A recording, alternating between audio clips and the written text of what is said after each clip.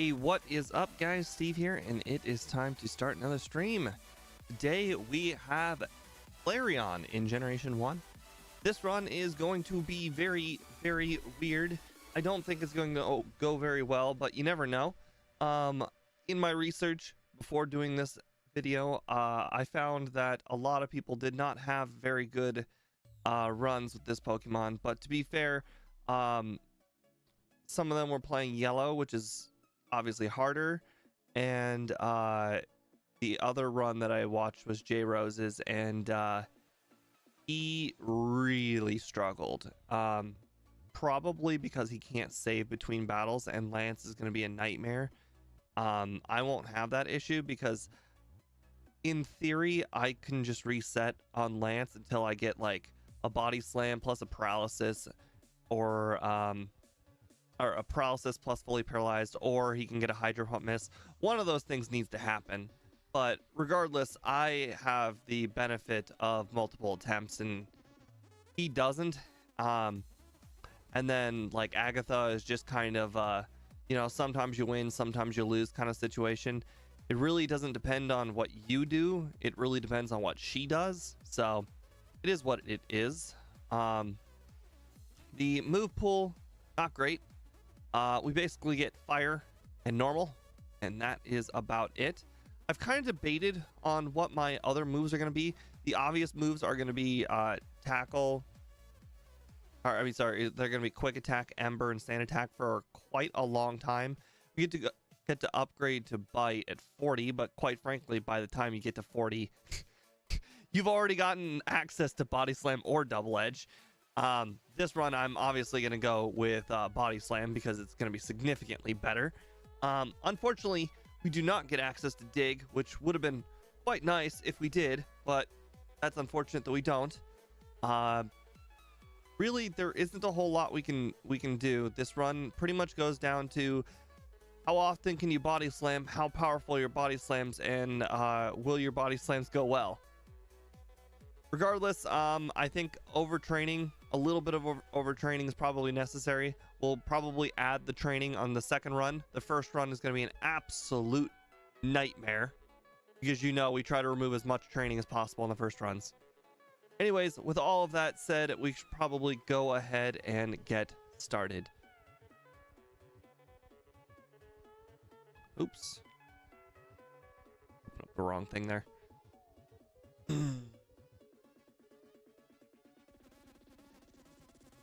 Oh boy, I'm losing. Oh, okay.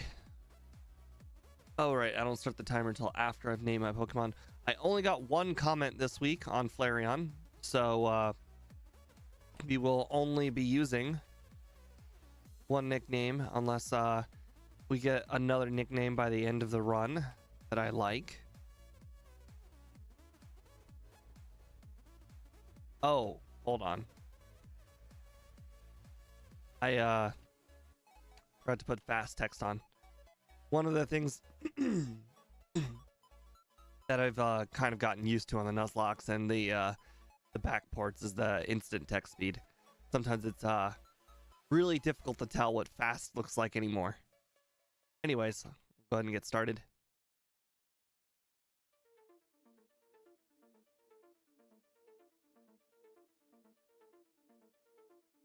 Okay. Well, luckily we start with Ember, so at least Brock is not going to be particularly hard. Now, don't get me wrong, he's not going to be super easy either, because Ember is not the greatest attacking move, but it will do just fine. I have debated kind of what I want my...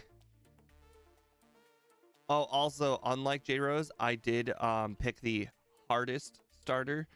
J Rose obviously picked the hardest starter itself, but quite frankly, the team is a lot harder with the what's it called, the Gyarados. The Gyarados is much harder than the Blastoise. Plus, the Gyarados shows up earlier in the battle than the Blastoise. So you have a lot of early resets, which I guess could technically help and hurt. You know, if I am able to mimic some sort of, let's say, badge boost move or something, the Gyarados being earlier on the team is not helpful.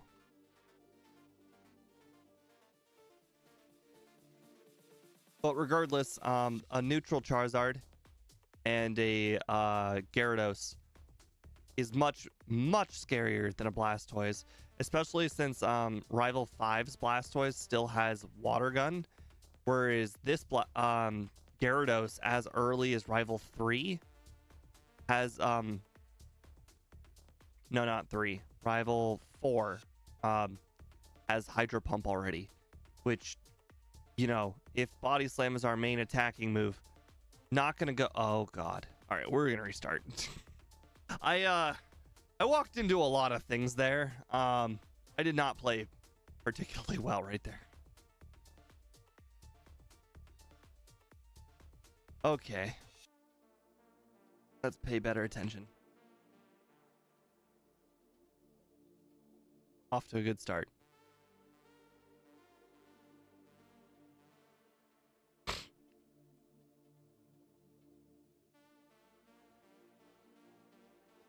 Yeah, the Blastoise team, I've played a lot of these Gen 1 runs, and even though Blastoise does technically have Blizzard, the Blastoise itself is not particularly hard because it's always at the end of the team. And that is usually more beneficial. You're sometimes got your badge boosts up, sometimes you got your stat boosts up, sometimes you've badge boosted off your opponent's tackle, or I mean defense drops, you know. Whereas with the Gyarados, there's no running from the Gyarados. If you don't have an electric move, that Gyarados is absolutely brutal. I also picked up too many potions, so save some time by not picking up those potions this time. I kind of got in the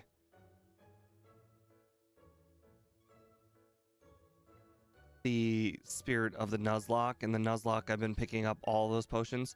I've failed the grass Nuzlocke like 16 times or so now, maybe even 17.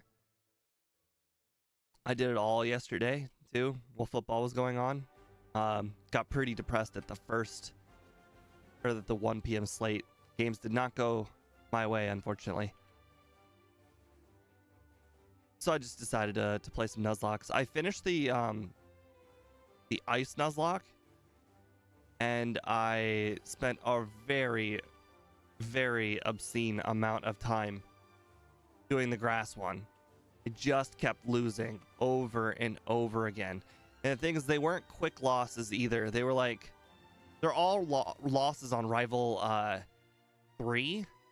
Rival 3, when you have only a Parasect and a Ivysaur, is not fun. Like, first of all, so many things can knock out Paris in 2 hits. Paris is so weak. And then like the Charmeleon can knock out one-shot Paris with Ember. One shot. I know, it's unbelievable. And the Ivysaur, I mean, it basically has, oh gosh, I need to replenish PP. The Ivysaur has Vine Whip and Tackle. That is it. Yes, it technically has Growl and Leech Seed, but those aren't going to be helpful in the rival battle. So yeah. Oh my god, that does a lot less than I originally anticipated.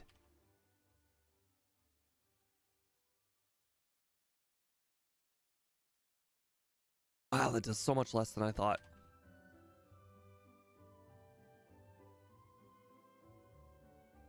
Oh, I'm dead. Oh, I didn't save. Great.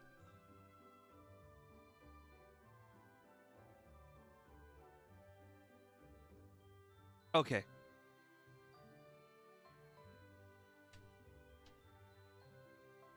All right, third time's the charm. We'll battle both of the bug catchers. Not screw up this time. The that was a little shocking how little damage I was doing to the. All right, hold on. Let me actually check to make sure I have perfect DVs, because that was really weak. Holy crap, was that weak? Is this? I mean, we got like 130 special. That is some level of weak.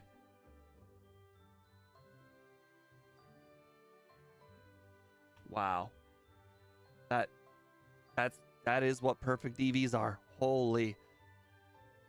Okay, well, that is certainly unfortunate.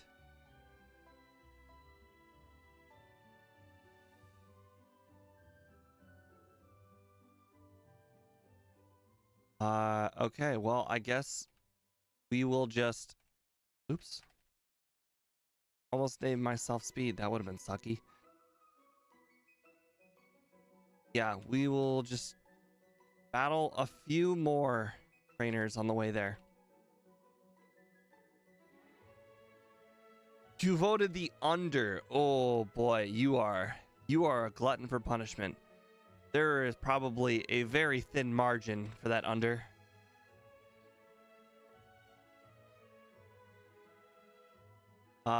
If they had given Flareon like dig, it would be a completely and utterly different battle. No, Annie, I already failed the first 3 attempts there. Oops, wrong move. I lost at Brock, and I didn't save.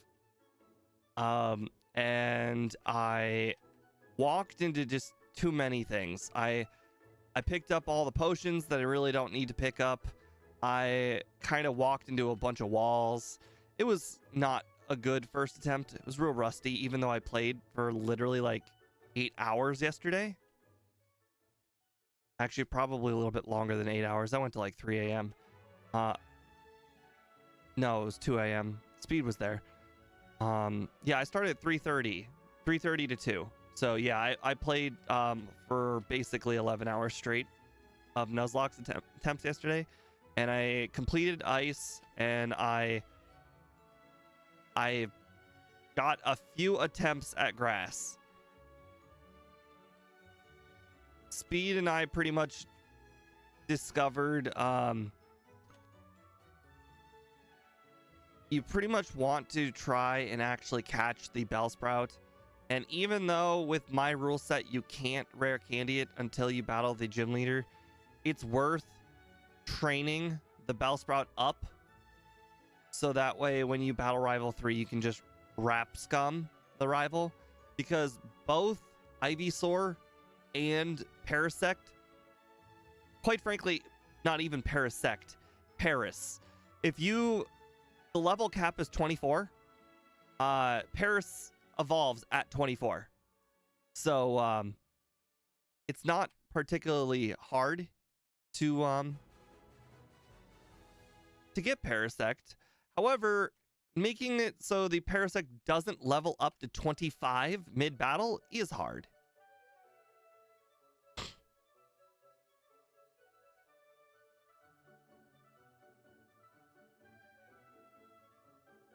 Really?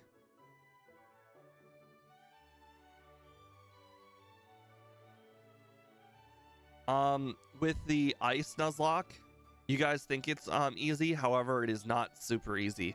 You can only start with Dugong. Or, Lapras. You can only start with Lapras.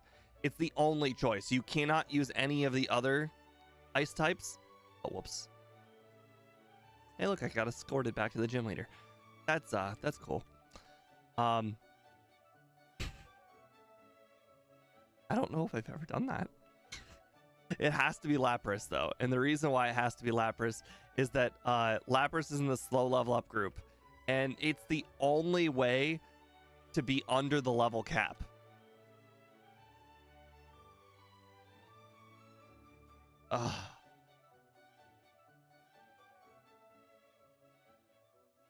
Yeah, boy. The ice one wasn't super bad though, so I'm not really gonna be complaining about that one. But uh, it's still kind of a little bit difficult to balance the levels. Like you need to make sure you don't over level, which is really easy to do. When you are playing a slow level up group Pokemon and you have to be under a certain level every single time, it is really easy to accidentally go over that level. Basically you have one level, well, you've got like 6 or 7 levels of space before Misty, which is fine. But you have basically one level to work with for Surge. If you were to do everything with minimum battles and also picking up Body Slam, you would arrive to Surge with one level to spare. So you would be at level 23. So you have to pick and choose where your extra XP is going to be. And I chose to make that extra XP early. And the reason why you want to get that extra XP early as opposed to later, even though it takes more time to get that XP earlier because, you know, the Pokemon are going to have lower XP yields. At level 16, you get Sing. And with Sing, you can beat Misty very easily. Without Sing, Misty is a nightmare. Dare I say impossible, actually. I did probably 3 attempts without Sing, and you can probably beat her if you were to essentially if she were to never get crits, but Starmie always gets crits. Will Crystal get Nuzlocke? They will, but not until I'm completely done with Gen 1. So yeah, even with Sing, you are almost out of water guns. Like almost completely out of water guns. It is really close with the amount of water guns.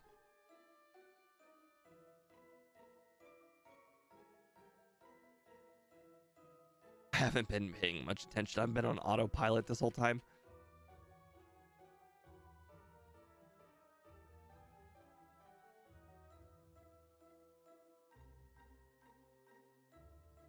Oh, also, the grass Nuzlocke, this guy right here, second hardest battle next to Rival 4, or 3, Rival 3. This guy right here is the second hardest battle in the game. Up to Rival 4, which I lost a bunch of times. 3, again, Rival 3, not 4. The reason why is at that point, you have a Paris that you just caught. So that Paris can't be thrown in battle.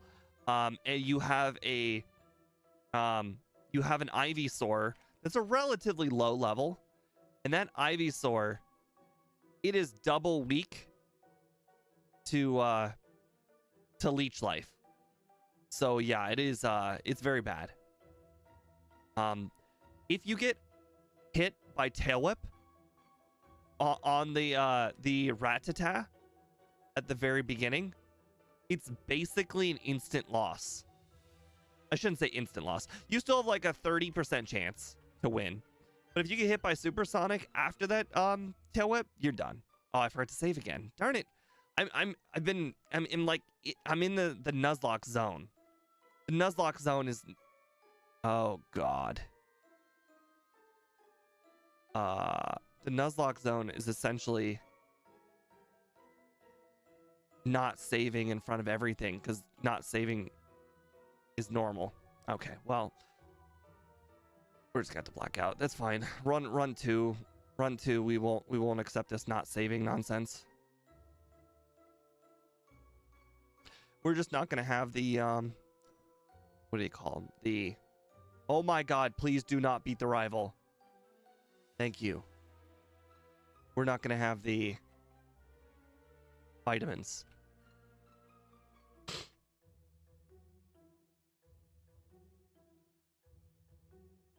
Pay attention.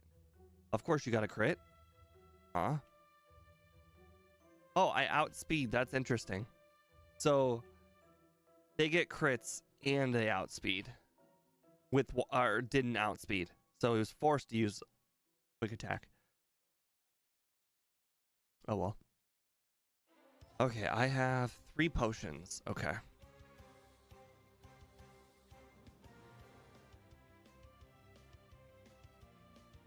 Nuzlocke and Solaruns are about as different as Gen 1 and Gen 9. The only thing they have in common is that Pikachu isn't good in competitive scene either. Of either. That would be true. Actually, you know what? It is true. Because even in the Electric Nuzlocke, which Pikachu was in, Pikachu was still bad because Pikachu didn't get Thunderbolt. If it were yellow version, Pikachu would get Thunderbolt, be a level up. But if we're yellow version, I think you don't get Electabuzz, I want to say.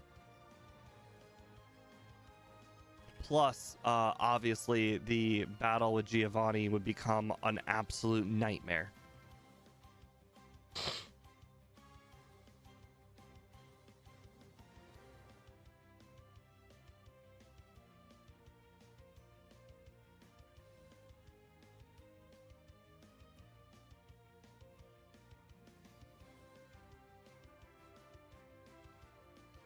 Boy, battles are a lot closer than I expected. I might actually need to pick up more potions on the next run. Normally, those potions that I pick up in the early game, I usually use them off in the SSN. I just like went through them all.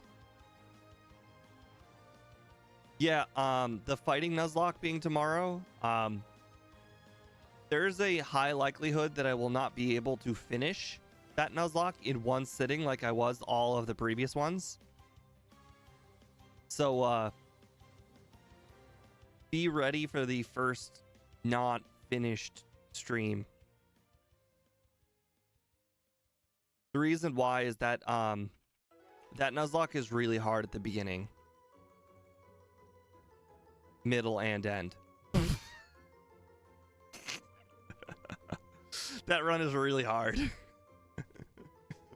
You think, oh, it'll be easy once you get Poliwrath, but the problem is Poliwrath is still slow, and it still dies to every psychic type in the game, and getting past every single psychic type in the game is really hard.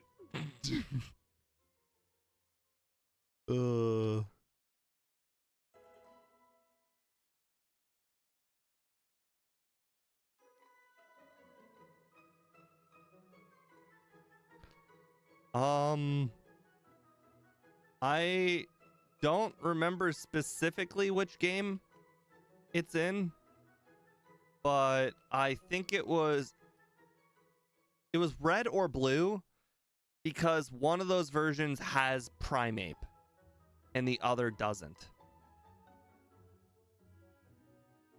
I'm curious if I'm gonna have to come back here with Body Slam or not. I already know that I'm gonna have to start off this battle with a Sand Attack.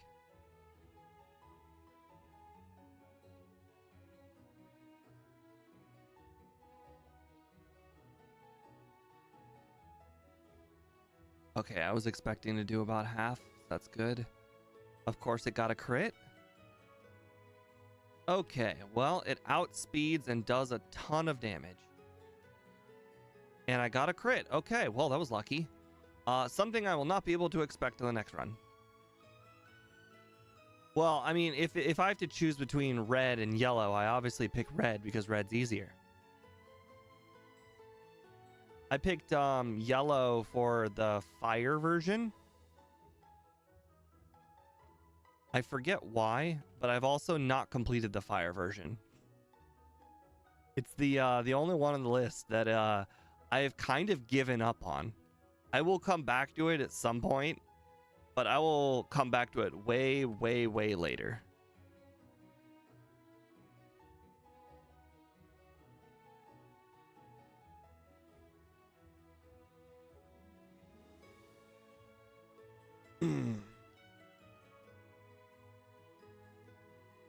Yes, yes, Annie, you're right. I did do that. Oh, right, right, right. That's why it has to be yellow. Because if you don't have a slow level up group Pokemon as your starter, then you need to have early access to a second Pokemon before Surge. If you can't get access to a second Pokemon before Surge, then you're gonna be too high a level by the time you get to Surge. It really is that simple. So yeah, sometimes you have to pick your version based on stupid little factors like that.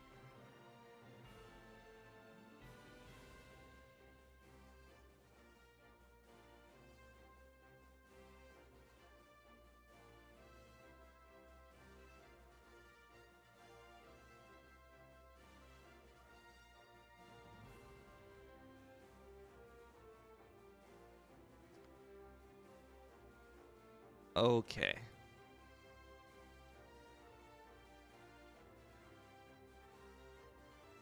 This rest TM is how I'm gonna beat the exploding hiker.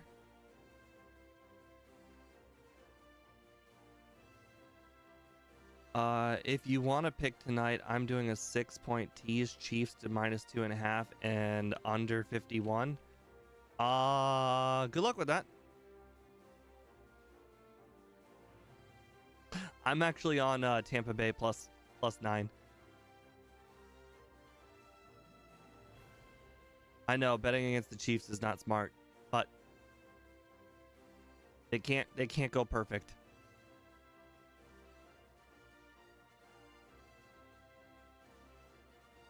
Also, you don't want to take advice from me anyways, because I am on a pretty bad losing streak. The last 3 weeks in a row, I've been losing in the NFL, and if it weren't for college football, which I'm winning so much in college football, then then things would be going really bad for me. But luckily, college football is keeping me afloat. Yesterday, I had Oregon -6.5, -13.5, -21.5, and -23.5. I also had the exact same bet for Indiana, -6.5, -13.5, -21.5, and -23.5. I won every single one of them. Oh. I knew Indiana was going to kill Michigan State. Michigan State is terrible. I also had Ohio State -6.5, and they won by 6.5 or 7. So yeah, my college football weekend was great. No, I don't want quick attack. I just got rid of it.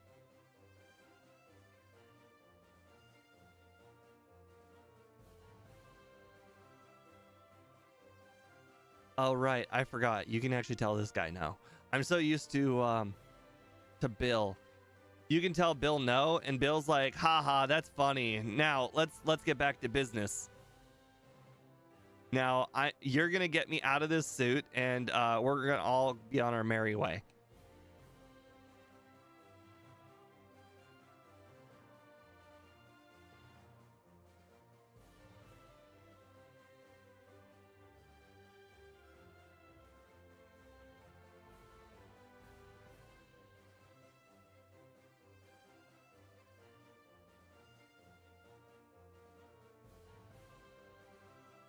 Well, the thing is, if you talk to Bill, the question he asks you, will you help him, is what's one of those questions where the answer doesn't matter? Rhetorical.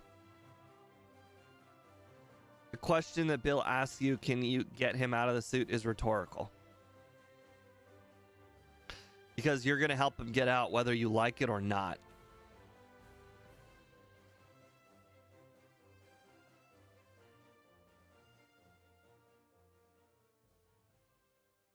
Ouch.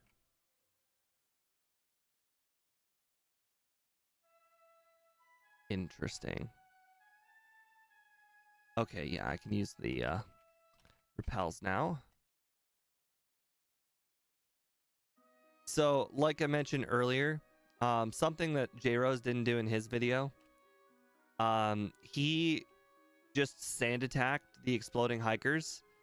And quite frankly, that is my plan. But if I get hit by a self-destruct, I have rest as an option. Also, here's another little cool thing. I plan on using rest my advantage later on, until I get better moves, because whoops, I forgot I had already started the battle. Oof. Still lived. Nice. Okay. Perfect. Get a wild encounter. Rest up. Run away.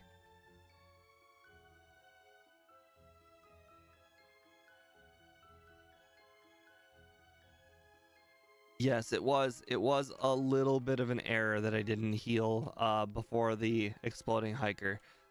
Quite frankly, he kind of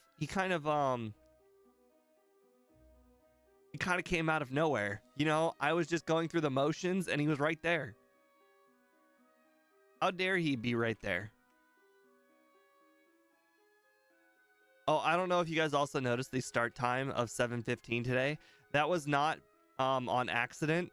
That was because I actually looked at my poll and I saw that we were doing Scyther, and I researched a Scyther video before this stream, and I was like, oh, it's too late now. I guess I'll have time to watch one Flareon video. And I'm gonna push the start of the stream. Also, I had to make new thumbnails and all the stuff from the stream starting soon screen, because I made all of it for Scyther. I made every single thing for Scyther. And to be fair, that Scyther poll was not supposed to be there. That Scyther poll was supposed to be for Wednesday.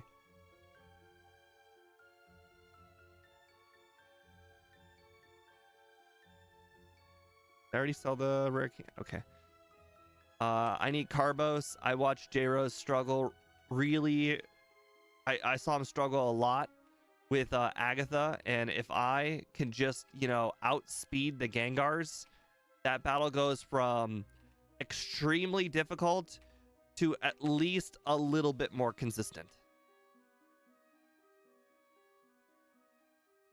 And as much as I would love to beat Erica right now, Ember is unfortunately not strong enough to beat Erica, shockingly. All right, well, I think this is probably going to be a pretty big battle, because Hydro Pump is going to knock us out so many times. Oh, wrong move. Nice. Gotta love that fully para. Cool, and we're not going to be using Body Slam for most. We're not going to be using the Body Slam at all. Not until the healing, until we pass the healing bed, at least. Well, that was an accident. Okay. I need to stop sitting like a normal person. You can't tell because my face cam looks normal right now, but I'm sitting right now like an absolute normal person. Normally, I sit on top of my foot.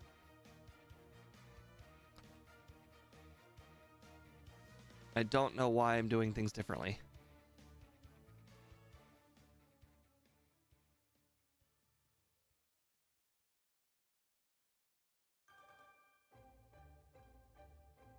It's the angle at which I'm touching the keyboard is slightly different.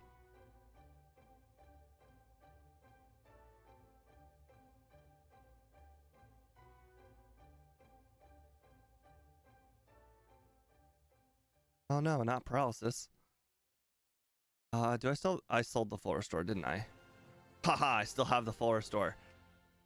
That's why I couldn't afford a third Carbos. Oh, funny.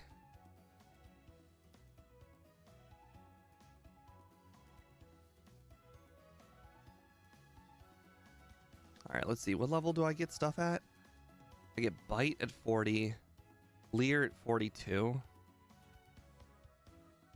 Fire Spin at 44. Yeah, this is not good. Oh, interesting. I think I just noticed in the overworld, the TM moveset is gone. Well, that's unfortunate. That is some game dev right there. The guy who used to work on the overlay, he made the thing that was filled with all the data, and there are so many things that just missing. And as you can see, the level up moveset is missing. Or the not level up. The oh, hold on. We need to get all the PP ups this run. And the reason why we need all the PP ups is because we need plan on using Fire Blast. At some point during the run.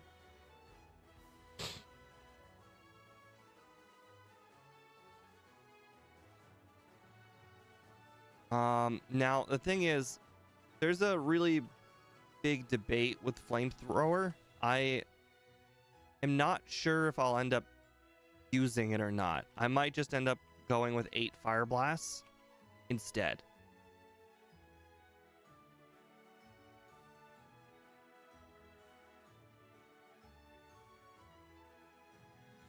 Just because the upside with Fire Blast is so much higher. Like Fire Blast will allow me to 2-shot Agatha's Pokemon, where Flamethrower would 3-shot. And you would think, oh, you could get some calciums or be a higher level, or just use Fire Blast. Crap. 8 when I do that. Oh wait, I forgot. I accidentally bought an extra repel this run.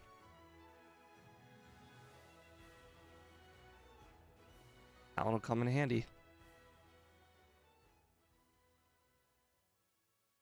Alright, let's make sure to get the Carbos. The Max Potion. Boss KO Full Restore.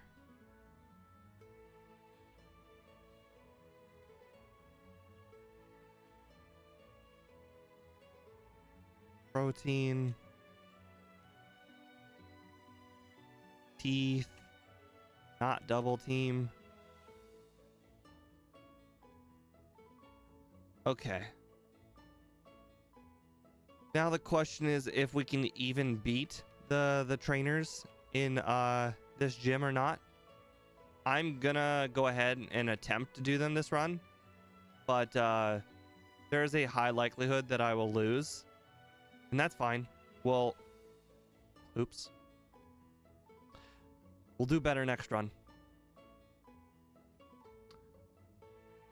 Thankfully, he had mercy on me and decided only to use 1 psychic.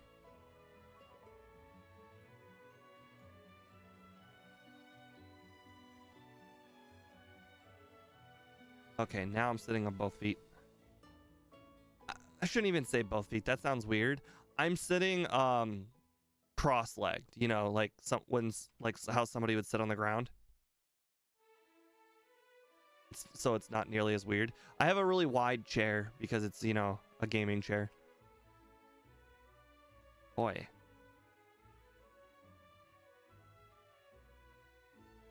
I actually plan on beating all of the trainers in this gym, so I don't think using the Max Potion there is super necessary. Okay. I also have rest, so that'll be good for one of these trainers coming up. Are gaming chairs worth it? That is a good question.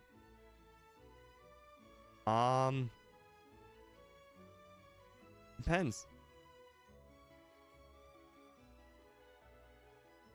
I mean, I like my gaming chair a lot, but my brother would vehemently disagree that they're worth it. I have a super comfortable chair at work that I spent. Well, the chair's value was worth the same as my gaming chair. I didn't pay the same, but the value was the same. They were both worth $350. I didn't pay $350 for the work chair. I did pay $350 for this chair, although I did use streaming money back when I used to be a big streamer. I personally like the chair. I would say it's equivalent to sitting in the chair in your car all the time. So a lot of people would probably say car chairs aren't super comfortable, but trust me, they're pretty comfortable. I've taken plenty of naps on car chairs. I remember I used to my 1 hour break at a previous job, I used to go to my car and I would sleep the whole hour because that way nobody would bother me. Really? I can't two-shot? That's just embarrassing.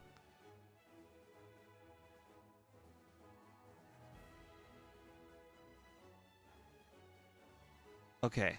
Rest. You have smokescreen. Darn it. Okay, well, we're just going to stand attack our way to victory then. Oh, no. No. Yes! Okay. He had used Toxic, so that could have been bad.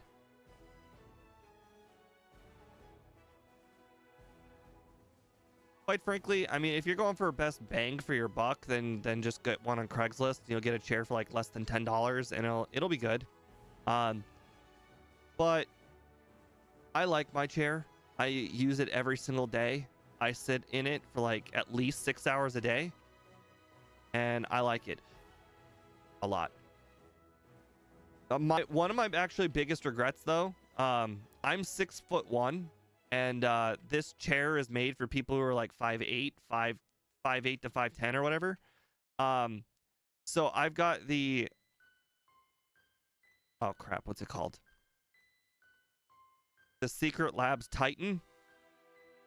And if I were to have rebought the chair, I would have bought the, no, wait. No, I have the Omega.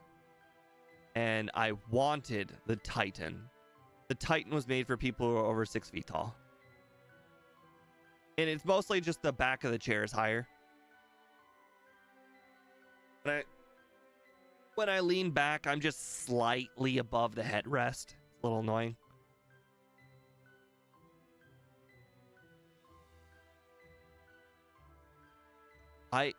I just assumed, even while paralyzed, I would just two-shot the Machoke.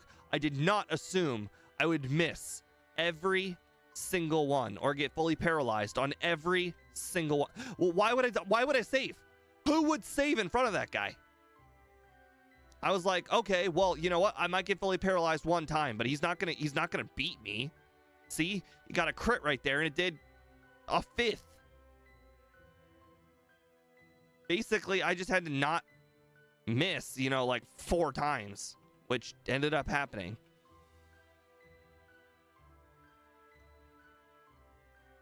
All right, what am I doing again? Oh yeah, I want to be like level 40-ish, maybe even higher than 40.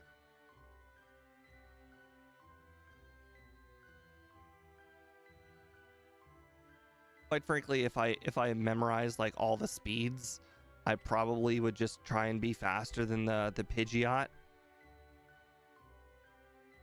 Oh my god.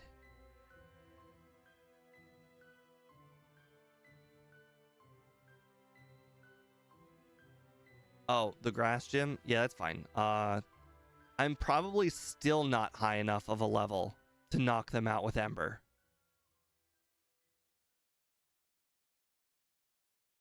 Maybe. Ember is pretty weak.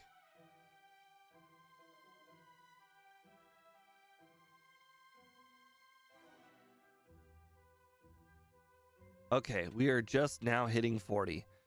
No stat boosting moves though, so that's a little bit of a disappointment.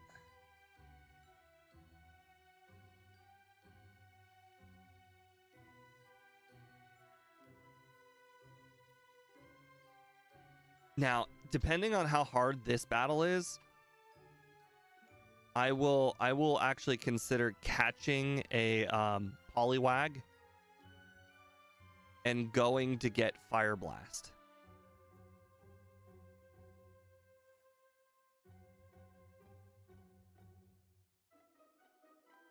I know using rest on the Alakazam there seems like a very stupid idea. But would Body Slam be better for the Grass Gym? You know, that's probably a good point. Look at our stats.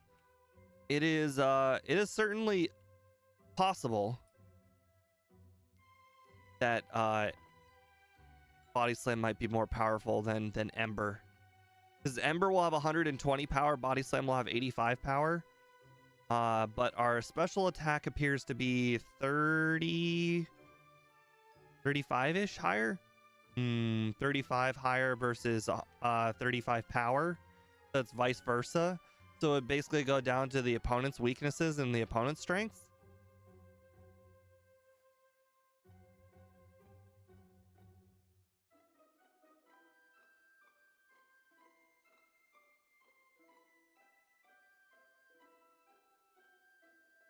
Okay, I've been tail whipped, so getting hit by a Body Slam would not be great. Good. We're at 42. Okay. I guess we've put off Erica as long as humanly possible. Again, not that I need to put off Erica, I just chose to. I'd very much like to defeat Blaine soon. If I can defeat Blaine, that would give me a lot of confidence.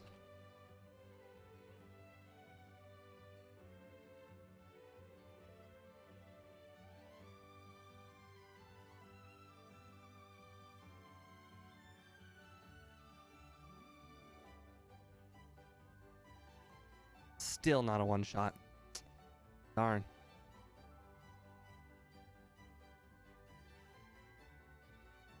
Boy, they're still not even close. Vileplume had lower defense, so made more sense to go with Body Slam.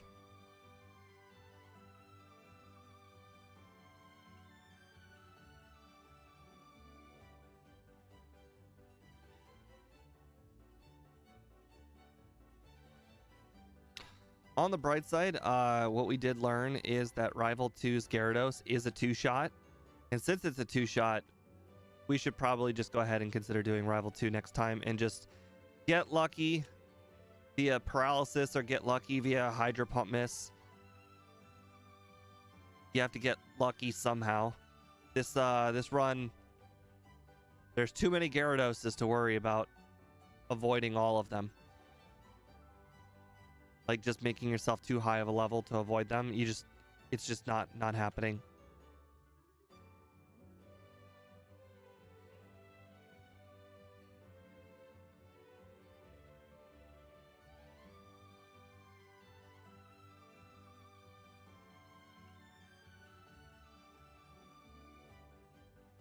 You know, it would be nice if we could learn something. Even Solar Beam would be nice.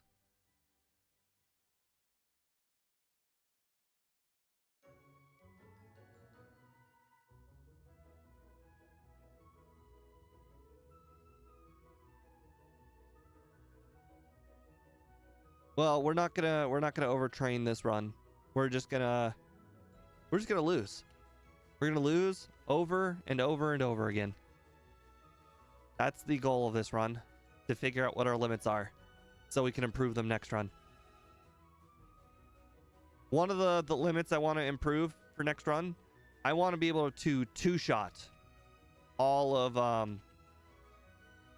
Koga's Pokemon instead of three-shot them.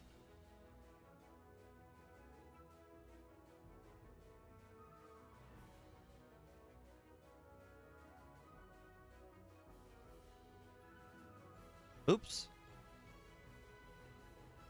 I held down B too early.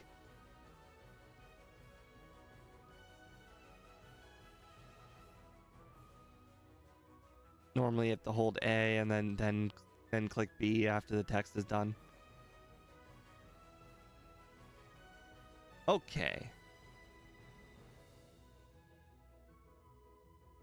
I don't know why I sand attack there. That was pretty irrelevant. I meant to sand attack for the Arcanine because the Arcanine's gonna have moves that are actually gonna be powerful. It's gonna probably be a 3-shot to knock out this Arcanine. So if I have one sand attack out. Okay, good. Yes, I do plan on getting Mimic.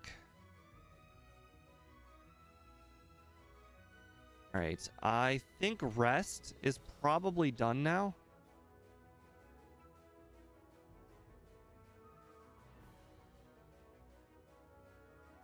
Oh, I don't have room.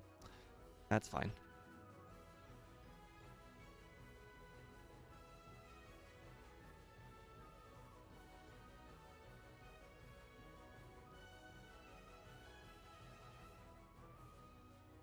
Okay. I totally just forgot. It was literally right in front of her.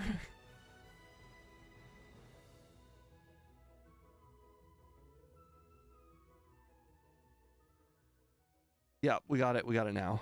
I'm trying to think when the last time I want to use either rest or sand attack is. Once I figure out that, then I'll do some things differently.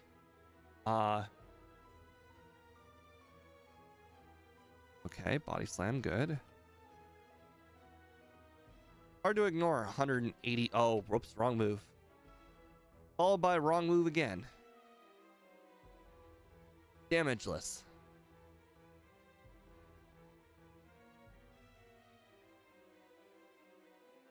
Okay, Giovanni. Again, still have not trained at all this run. Somehow, still managing to do just fine.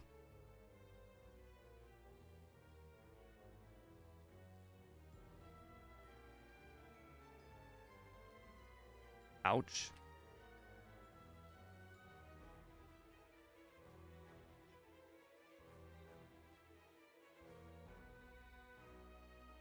At this point, I know rest is still going to be useful at some point. Question is where? Because I could even consider using it on Agatha, honestly, because Agatha is not going to be super, super easy. But I might even want to use it on Gyarados, you know? Heck, oh, you know what I could do? I could do both.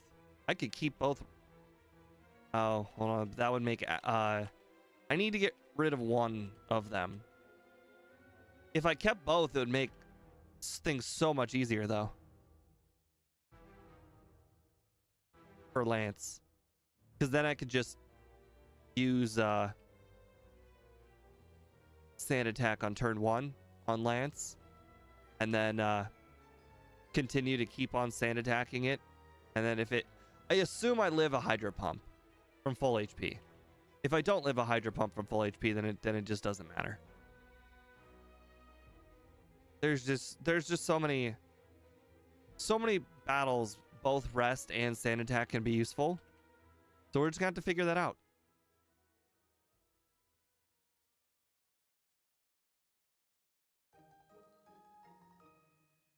I will probably end up having to do what J-Rose did and use his candies right here.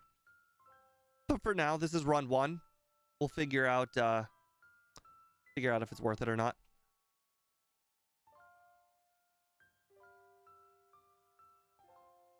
Okay. Ouch.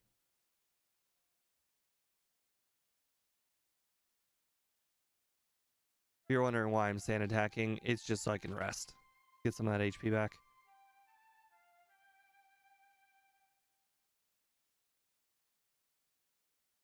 Oh, he tail whipped me. How nice. Oh, wait, I'm about to level up.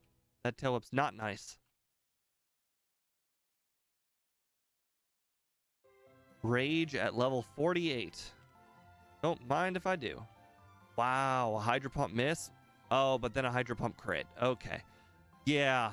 If we can't two-shot the Charizard, or can't two-shot the Gyarados, then there's no point in completing that. We need to two-shot the Gyarados.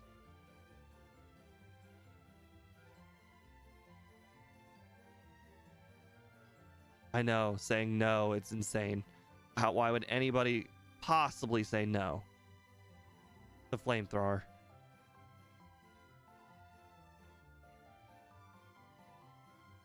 Cool. Uh-huh. Yup. Two shot. Okay, that was a crit. Okay. We still don't know what it looks like when we don't get hit by a crit.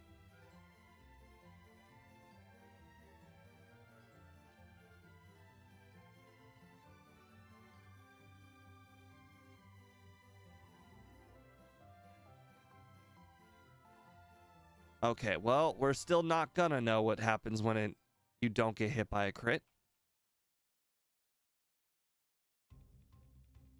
Still can't figure out where to use Rest and Sand Attack.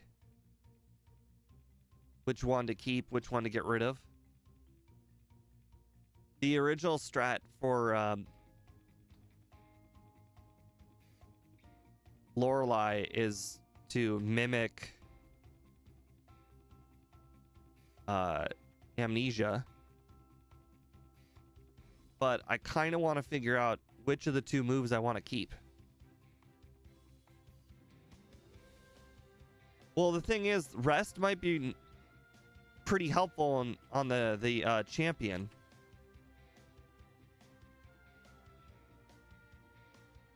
Maybe. Because the champion's Rhydon will be third on his team. So I can recover any HP that I lost before Rhydon.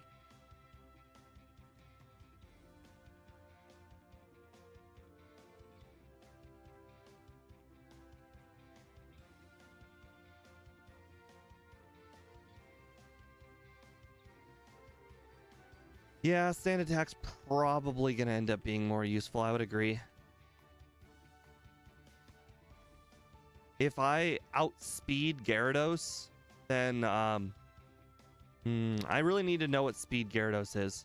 If I outspeed Gyarados and can Sand Attack it on turn 1, the likelihood of 2 Hydro Pump misses are way higher.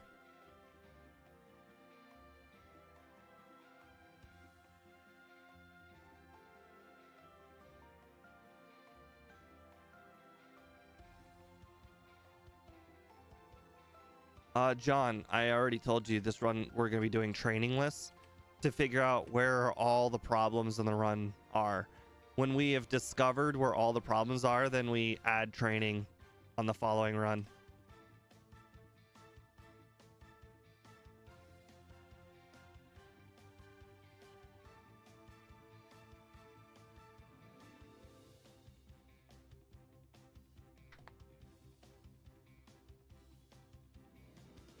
Okay. So first off, Sand Attack.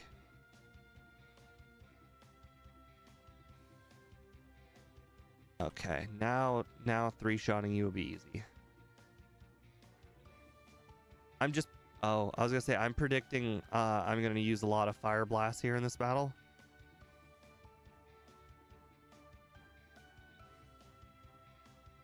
Yep, especially if I miss a few. Burned.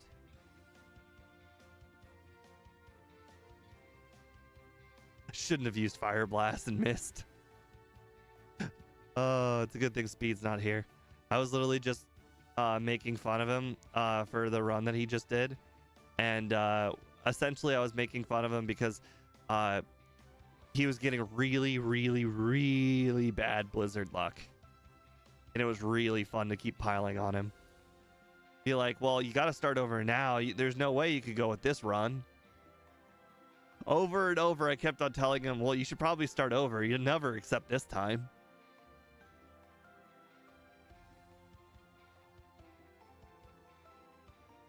Okay. Okay, interesting. Rare candy. 1, 2. Yes, we will outspeed the first Gengar.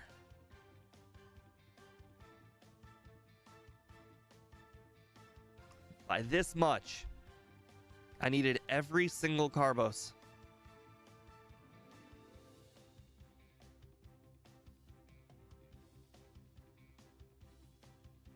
Alright, I'm probably going to end up needing every single Fire Blast. Thanks to Super Potions and misses. I'll make sure to, Okay, well. Okay. Yeah, he was just, he was testing out his overlay for Scott. Scott's, working on doing, what's it called? Heart Gold, Soul Silver, and Speed is testing out his, I literally can't remember what it's called. Testing out the mapper to see if everything works properly and if anything weird happens. Okay, I do not two-shot Gyarados, but I do outspeed. So, oh, but look, this would be so easy.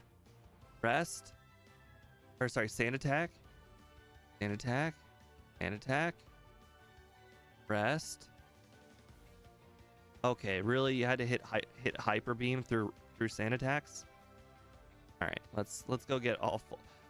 The full HP really matters. If you guys are wondering why I'm putting so much effort into this single Dragonair, the full HP really matters. This Aerodactyl is a crit machine. Aerodactyl is a nightmare. See? Crit again. It crit again. Oh my god, it crit a third time. You gotta be kidding me. I was just... Okay. You know, I was being overly cautious and it didn't even matter.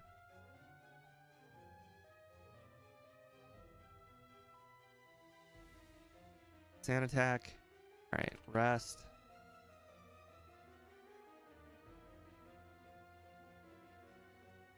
Sand Attack. Attack. And one more. Rest again. How dare you hit me with... Really?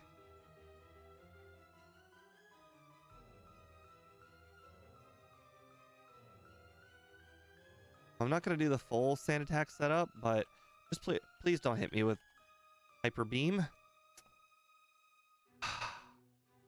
Supersonic miss. Okay, good. There we go. Burn. That's helpful. Okay, that was a crit.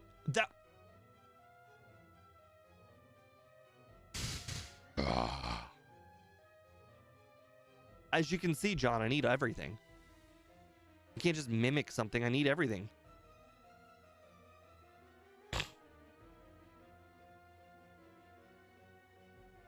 I don't have room for mimic.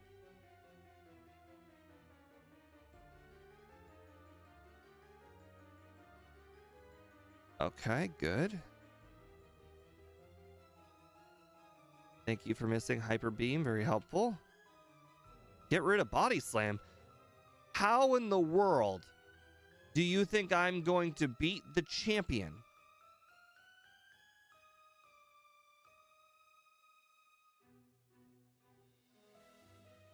Why in the world is Slam doing so much damage? Holy crap.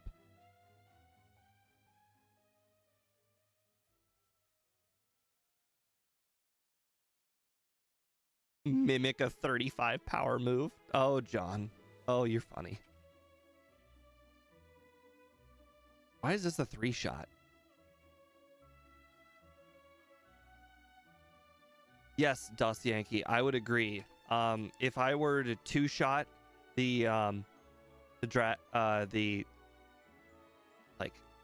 like this Aerodactyl right here, you know, it's a no. Okay, hold on. Sand Attack.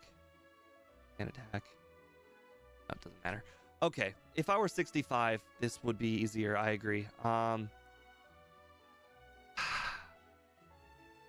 I'm being too cautious. I can definitely tell.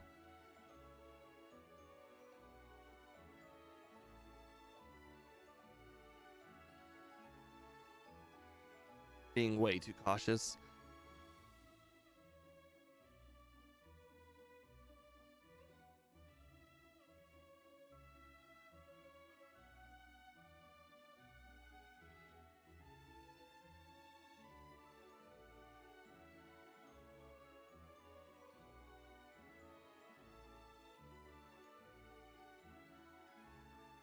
Really? Everything on his team just crits. Crits so much.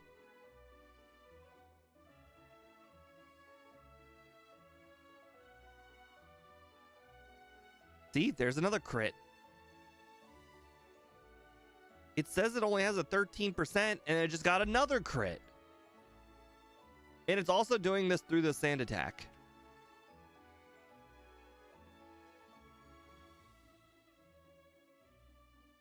Okay, a burn. Okay, the oh boy. No. It got a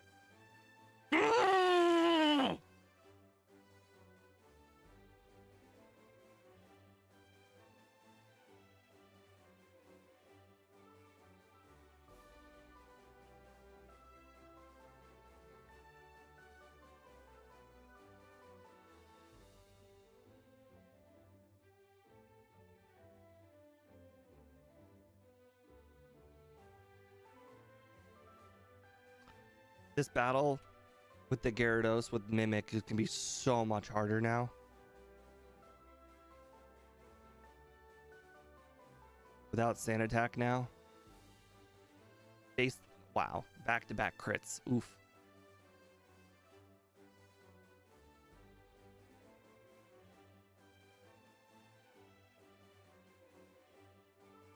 Just like Dust Yankee mentioned, if I were level 65 and I were able to two-shot this Gyarados, this wouldn't even be a difficult challenge.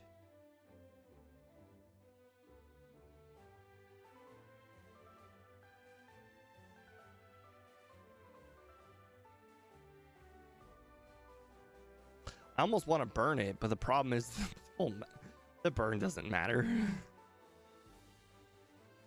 Oh, good. You got a miss. I appreciate it very much.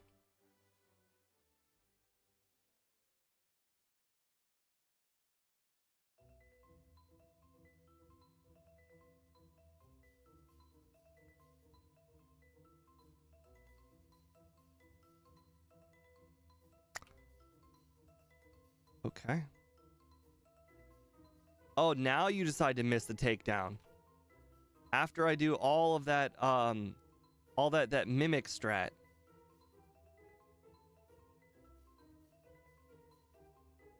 In the end, it had nothing to do with mimic. It ended up going down to him essentially missing a takedown and not critting every other attack. Also the paralyze on Gyarados.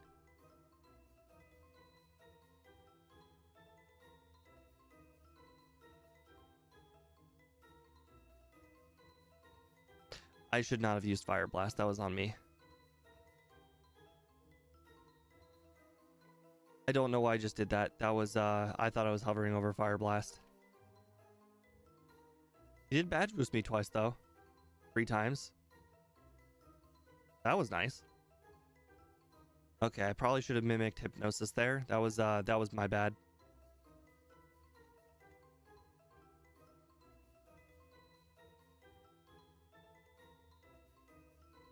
Okay, well, I deserve that. Could have been sub hour. Feels bad.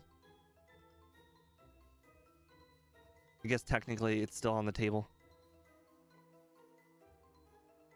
Well, not after missing that Fire Blast. Oh, okay, I guess technically it is still back on the table. Body Slam's not a guaranteed one-shot. Interesting.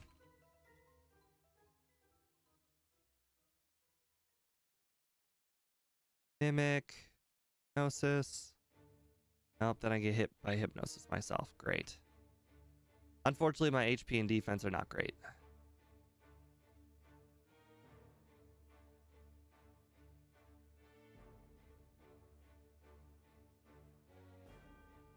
So not only did it hit the hypnosis, it managed to get one of the longer sleeps too.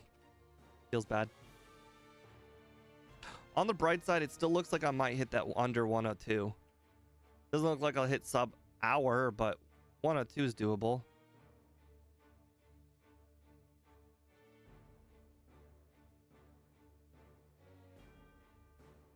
Ah, yes. 5 turns. Good job. Mimic. What's this? Or she hit it. Huh? And then you got a crit. You and your 10% crit. Okay.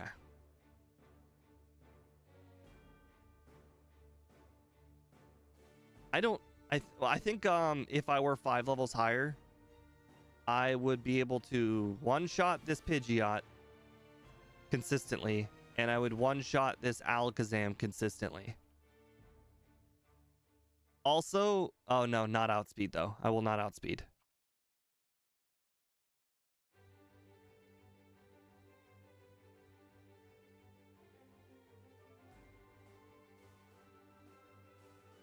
Thank you for the 3 badge boosts. I appreciate it.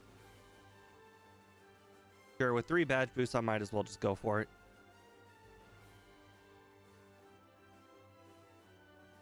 My special was improved 3 times.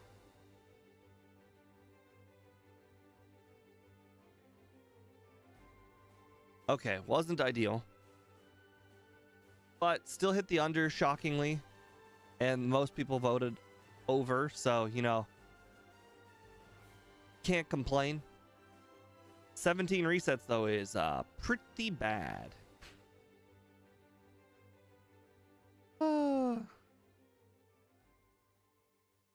Okay. Let me hit the restroom. And actually, I'll make the new over-under first. I will make it... I'll make the over 101. How fast will I beat the champion? Oops, that is not a question mark. That is a colon. Over 101. Essentially, I'm cutting 4 minutes off this over-under. All right, so let's see. Realistically, you gotta, if you factor in the added time for the added training, plus the removed time of the resets, I could definitely see under 58 being possible, so I will make under 58.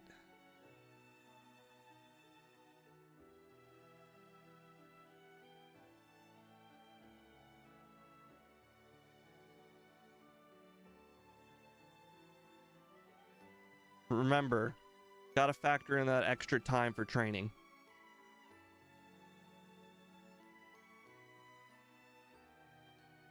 What level do I think I would go for? I want to be 4 levels higher. So what I'm actually going to do is I'm just going to battle the trainers in Victory Road. Those trainers are shockingly fast and good XP. Most of those trainers are fully evolved Pokemon with really high XP yields for the most part, except for, like, let's say the Machop or the guy with the four psychic Pokemon has a Drowsy. So, I mean, they're not all perfect, but they should be good. Now, the only problem with this is I generally rare candy for the Rival 6 battle, so I would be doing training at a higher level. So maybe I should consider doing the training before Giovanni instead, because those trainers will also be fairly easy. It will require me extra time to heal, which might be a little bit of a problem, but I mean, I don't think it'll be that big of a problem. Okay, so I'm going to be right back. I'm going to hit the restroom.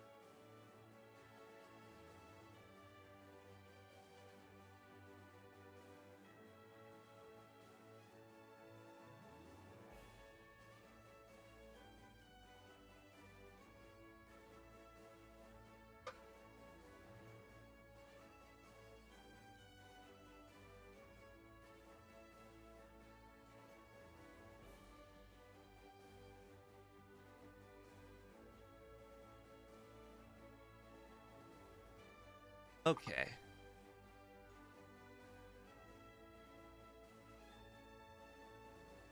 Interesting. A lot of people voting the under.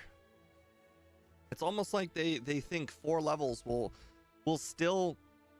change everything.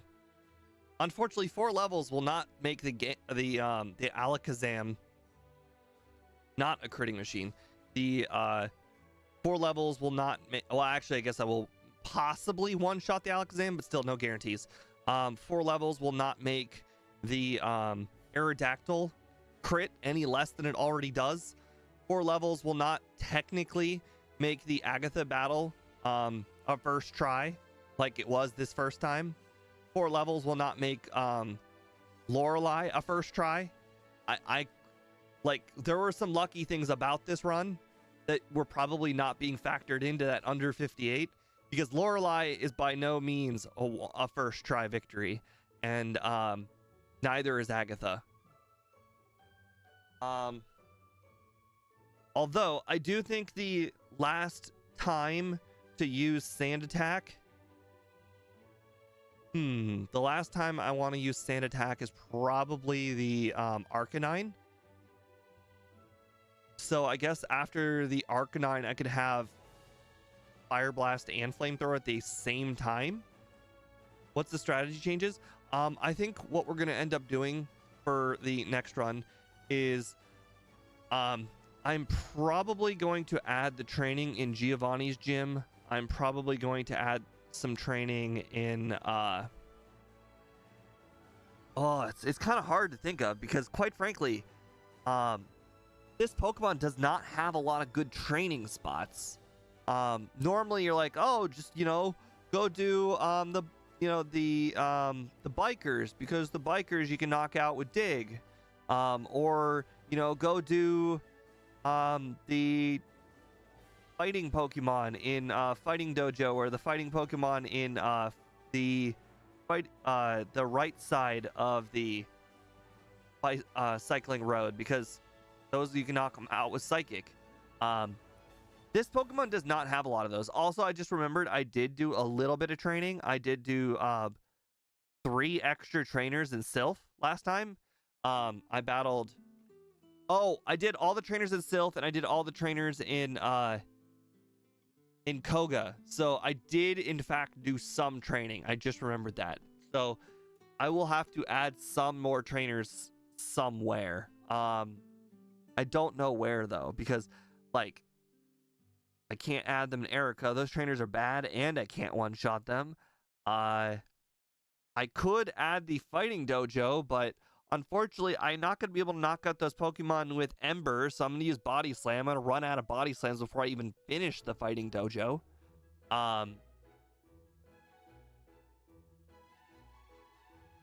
Ooh. Blaine's trainers aren't particularly worth it.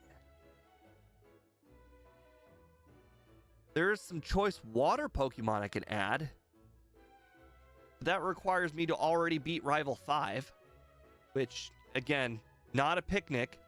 I got a first try last time, but that was because of luck. So definitely not going to be like super consistent there. Yeah, I think there's a lot more things that can go wrong. I think we got really, really lucky last time.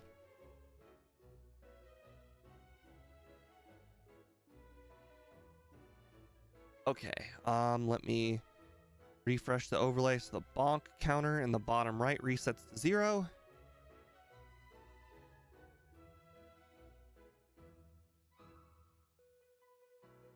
All right. Go ahead and get started. Oh, we also don't have a name. Ironically, John Calibro did comment on the post, but he did not actually comment a name. He just said, Flareon, my boy, does not learn Dig.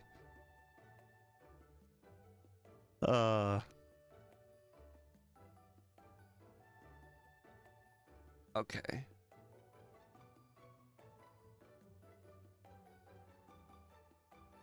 No one? No one with the nickname? My boy? Okay. All right, I don't start my timer. We're good.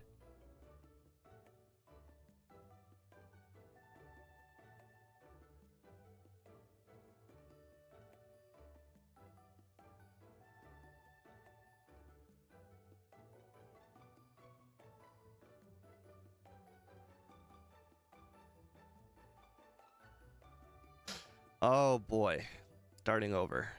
That is we're a long way from the end.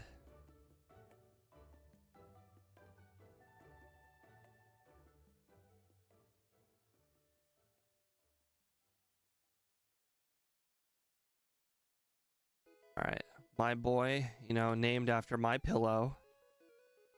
Get in there and wreak some havoc.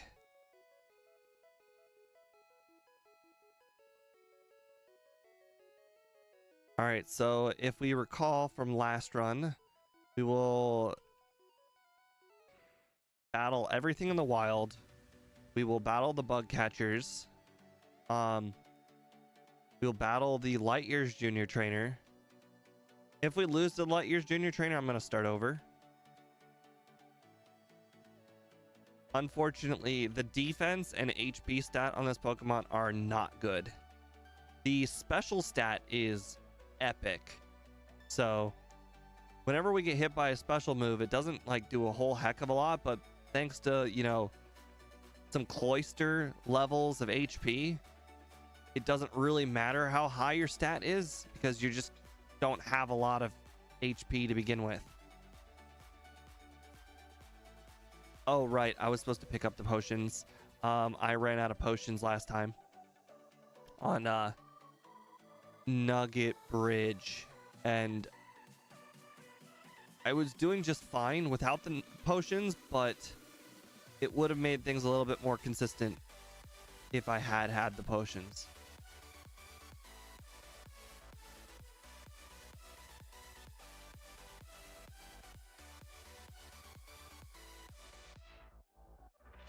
On the nicer side, Ember this early in the game is fantastic.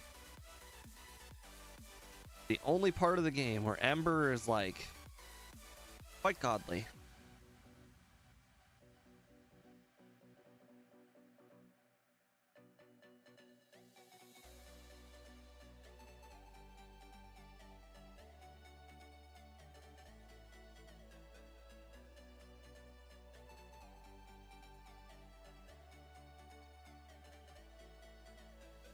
All right, last time I used a mixture of Ember and Quick Attack, and neither one of them really did a whole heck of a lot of damage on either of these guys. I'm gonna use Quick Attack because I want the Embers.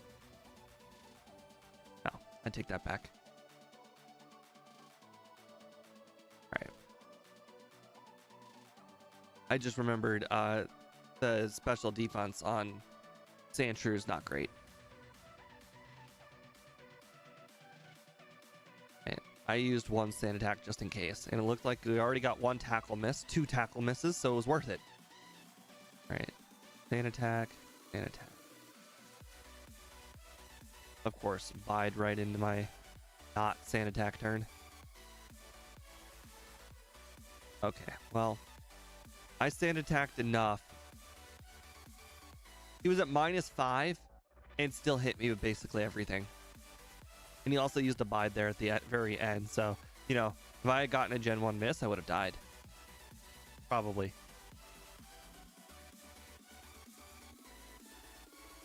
All right, bye. Lately, I've been buying a little bit more Pokeballs. I've run into catching Pokemon problems. So instead of buying 10, I buy 12. I only do this for runs where I think I can't damage the Pokemon. And with 130 attack stat, I don't think I can damage the Pidgey or Spearow. I don't think I can damage Paris either, but there is definitely a chance Tackle might not knock it out. But I'm not willing to take that chance. Okay, well this one's level 8, so. Usually get 6s in this route, and I probably would have knocked out a 6. That was kind of lucky.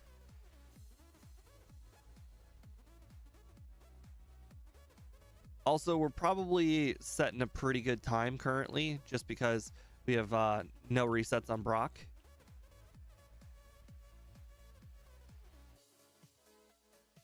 Oh, also another luck factor. I believe we first tried Misty as well. We first tried a lot of gym leaders we should have lost to. Definitely skewing the results.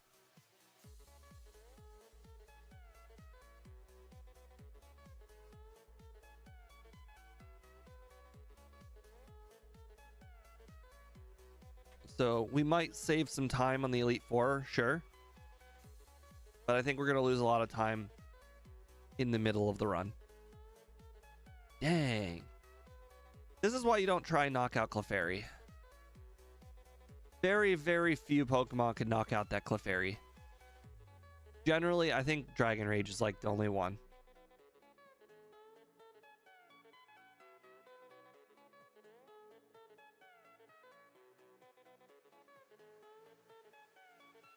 Nice. Okay, so we are not going to make it to 17. Not a big deal. It's not a damage rounding threshold. Still, defense aside, which is not great, still can easily lose to the rival. As you saw last time, with all of those quick attacks the rival uses, it's not simple. Oh, I also did not get a Paris, so I should definitely pick up the Great Ball. On the bright side, while I'm looking for this Sandshrew, I might actually level up. Or not.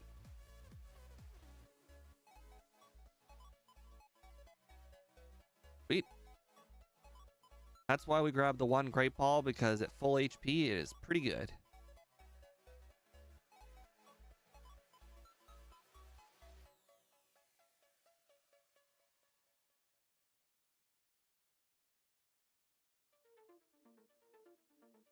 I'm actually a little surprised we were able to still have Sand Attack and Rest on our very final moveset.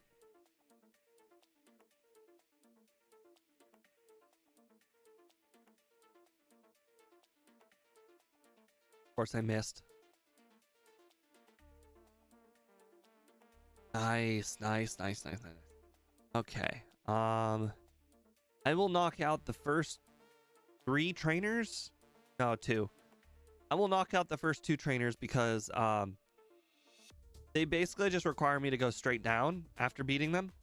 So it requires me no wasted time going left and right over and over again. Also, last time I ran out of embers. So definitely don't want to run out of embers this time.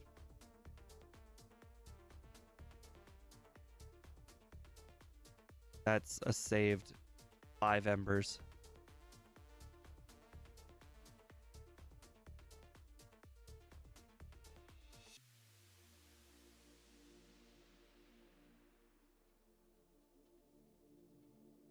Oh my. Having such a high attack stat, you do so much damage to yourself.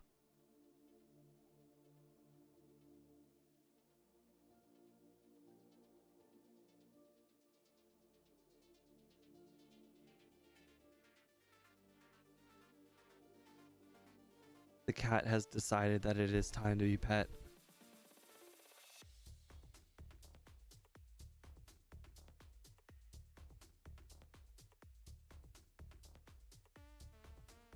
Okay, every time I face these Zubats, they keep on hitting me with Supersonic, and it keeps on getting scarier and scarier every time I don't knock them out.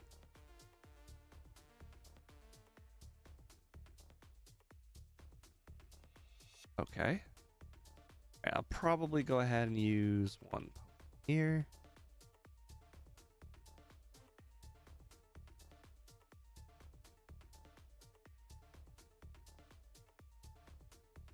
I don't think these are going to be one-shots anyway, so I might as well just quick attack. Although, after hitting that growl, I probably should have used Ember. Special defense is low. Yours is about the same. Unfortunate.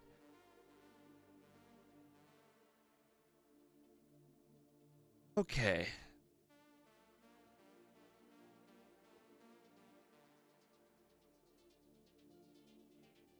Alright, we don't need the Death Ether because 15 body slams is more than enough.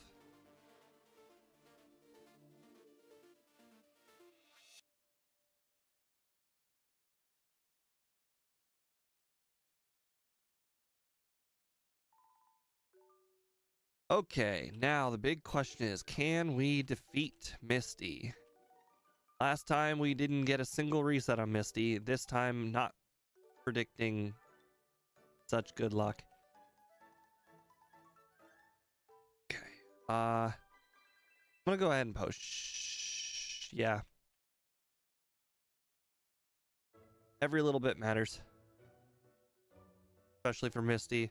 Every single... Okay, that was an X defend. Alright, well, she didn't crit this time. Nice. Sand attack to start. Oh, she got a bubble beam. That's unfortunate. She got 2 bubble beams. That's real unfortunate. Yeah, there's a lot of battles that went right last time.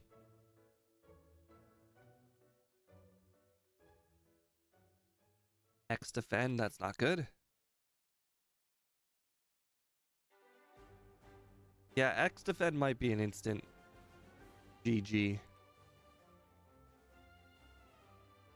It would be nice if I had, you know, a good move here. Any move, really. Oh, good. Water gun crit. That's just what we needed.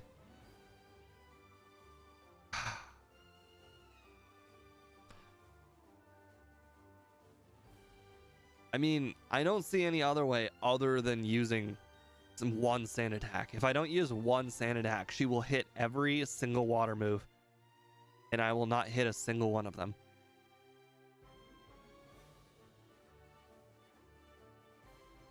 Okay, that's the best outcome.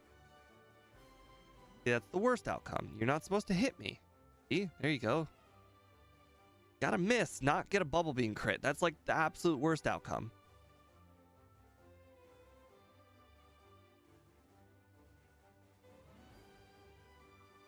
Oh my.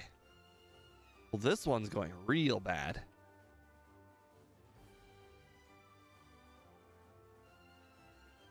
Oh my. So I guess the Staryu is a range.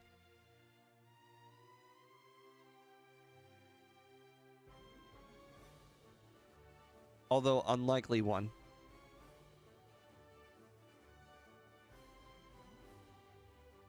Okay. So she's like just deciding to hit everything. I mean, like, could you just get 2 misses, please? That would be the greatest.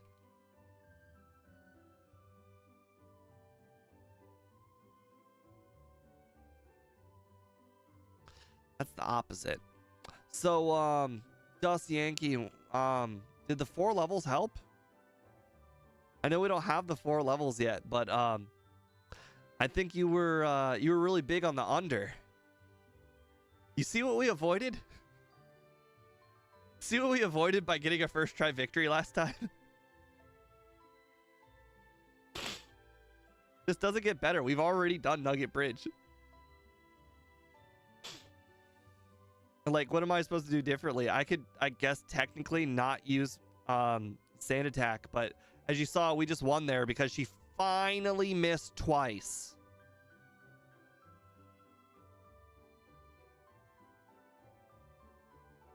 Took 2 misses. That's all we really needed. Unfortunately, harder said than done.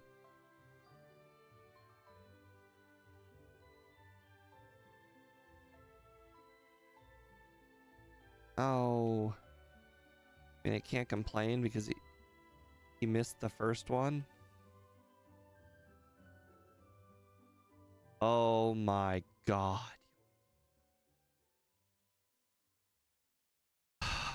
The 10% confusion pop followed by hit myself twice. Insane.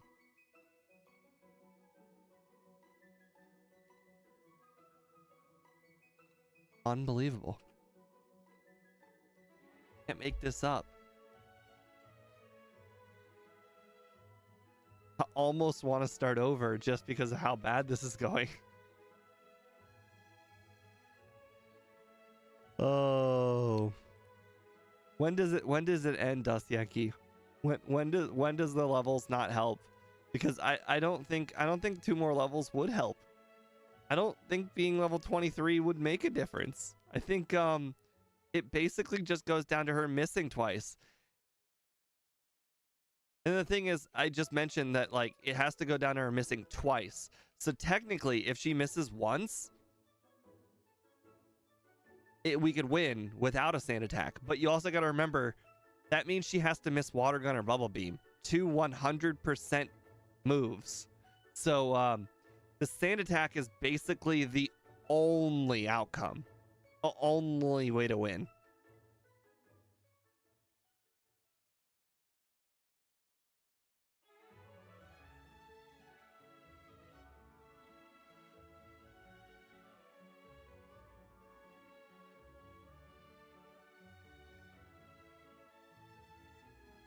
Oops. I might lose to this guy too. He got a crit. Okay, that one's on me. Okay, hold on. Okay. Let's start over.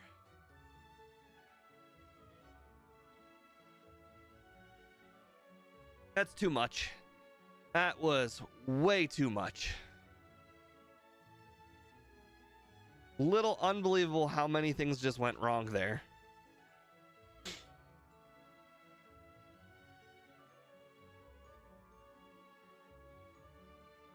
Yeah, I mean, I guess there are some bug catchers in Mount Moon. I can fight those, but they're not really going to do one level. They're the only ones that can beat in one hit, you know, with Ember. Okay. Oh, right. The bonk counter.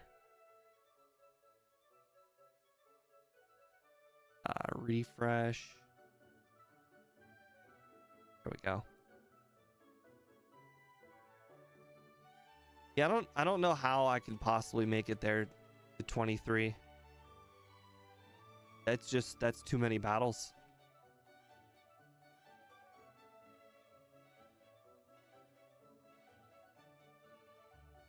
I guess I'll pick up all the potions and just see what I can do.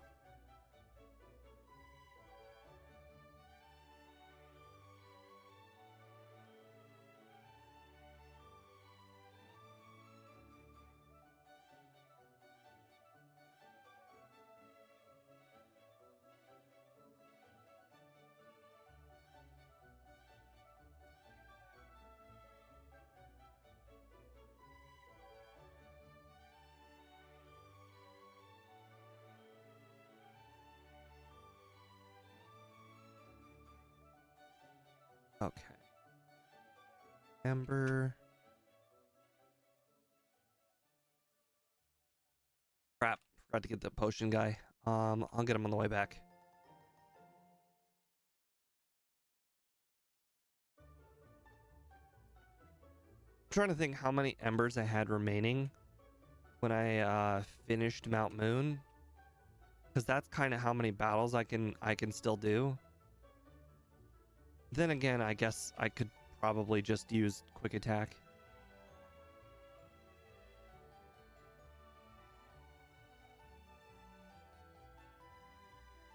What's my plan for the first Elite Four member? Just Fire Blast. The you would be shocked at how strong Fire Blast is against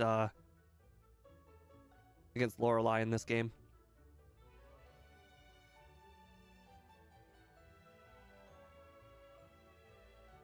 Right. Make sure to pick up all the potions. So far, so good. I mean, we haven't been getting poisoned because we one-shot basically every single bug Pokemon, but I'm picking them up anyways. Regardless, I typically sell them when I get to Vermilion, so I mean, it's extra money and they're not really out of the way.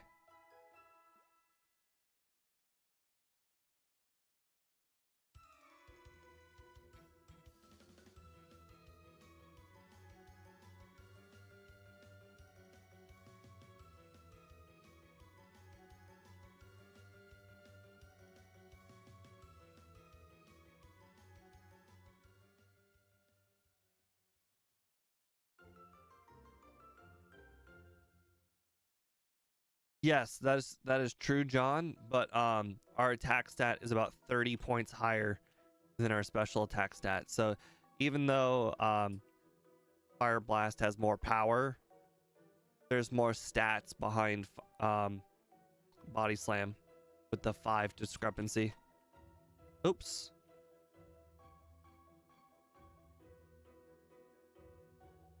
All right, 1.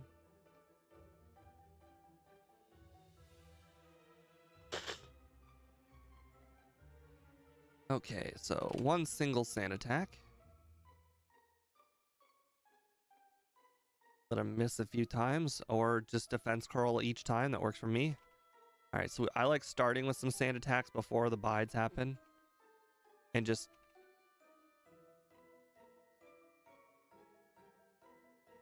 okay. Well, that just went extraordinarily perfect.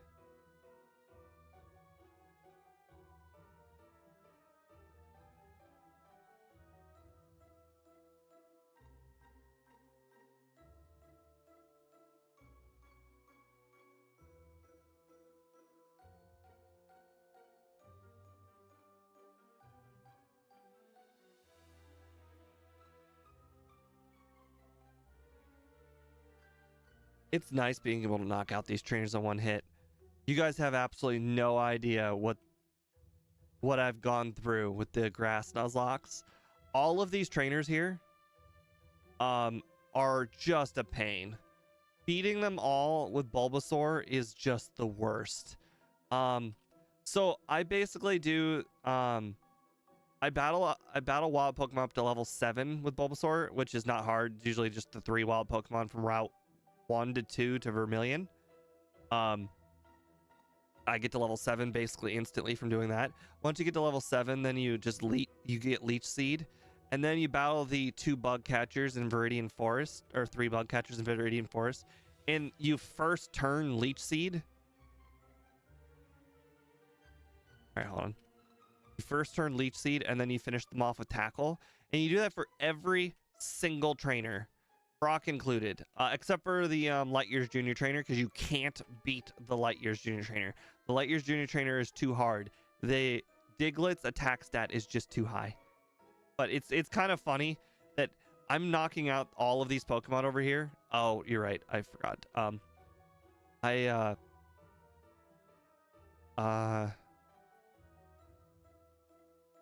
Cool.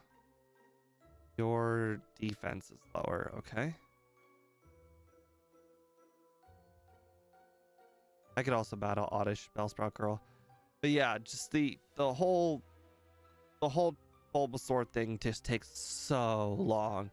And even when you do eventually get the next move, Vine Whip, it doesn't get better. Because, I mean, Vine Whip will knock out Geodudes, sure, but I still have to defeat everything else with Leech Seed and Tackle. Or just Tackle.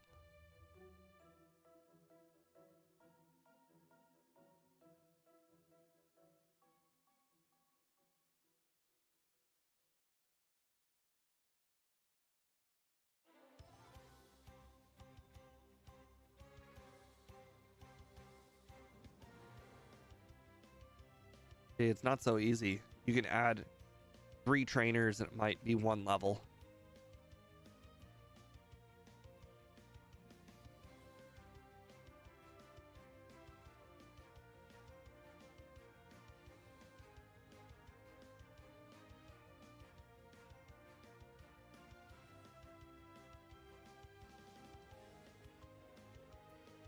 Okay.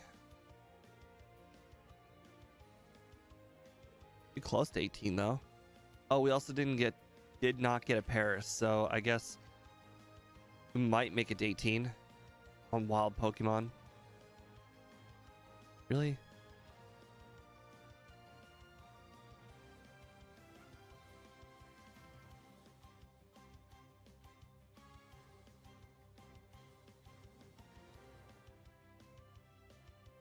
Ooh, not one shots. That's unfortunate.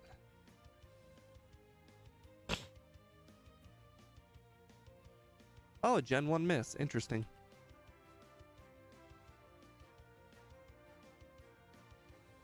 Sweet.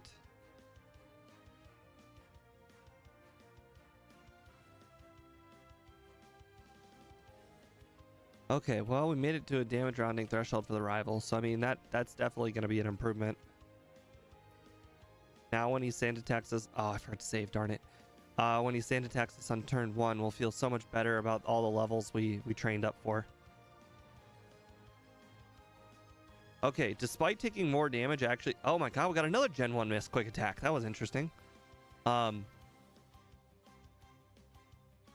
feel better about that though. Not being hit by sand attack is great.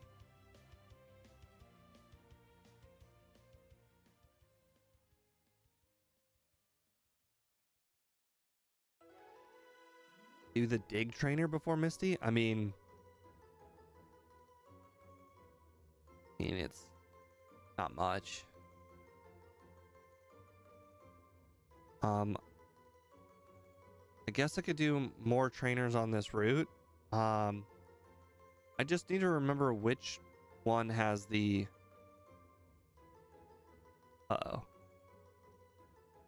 which ones have the Psyduck? Not Psyduck. No, not Psyduck. Which ones have the slow pokes? The slow pokes are really annoying to deal with.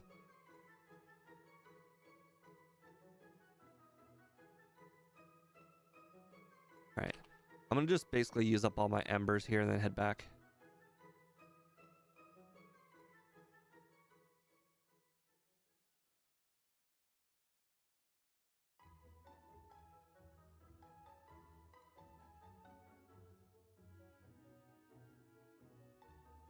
So close.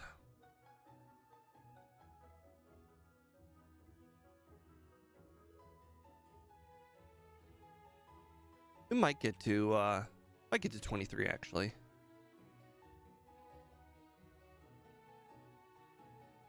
I'll battle all the normal trainers and then I will head backward to start picking off the trainers that we didn't do.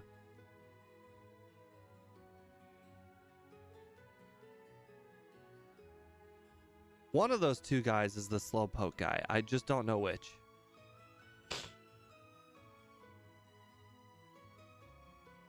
I only ever battle them in runs that don't matter.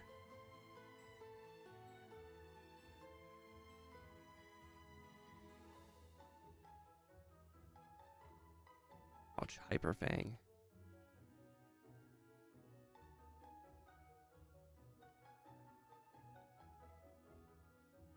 Okay, Goldeen Trainer gives like almost 400 XP, I think. Maybe like 350.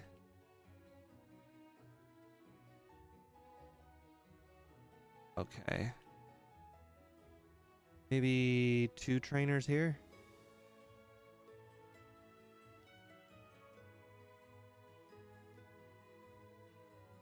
Okay, well this guy's definitely gonna do it.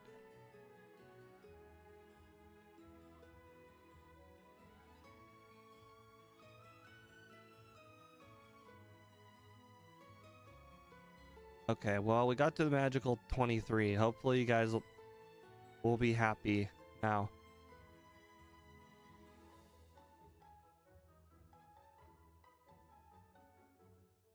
She still has to miss twice, I think.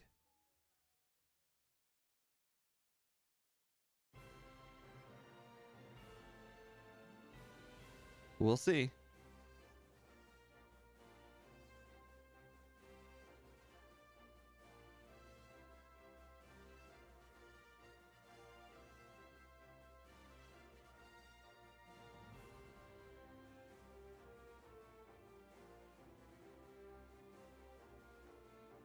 Okay, fingers crossed.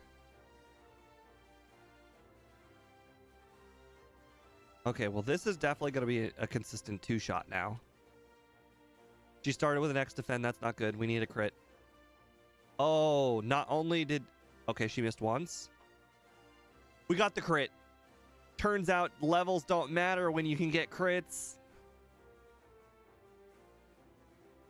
Who cares about levels? And you're probably thinking, well, she got a water gun crit. No, the water gun crit is the same as her just choosing to use bubble beam. I guess all we needed in all of those attempts was just a water gun crit, which, by the way, never happened, if you guys were keeping track. I don't think she ever got a water gun crit on that, or I don't think we ever got a crit on her in all of those resets. All 9 of them, I think it was. I think we did, we definitely critted the Staryu once, though. I remember that.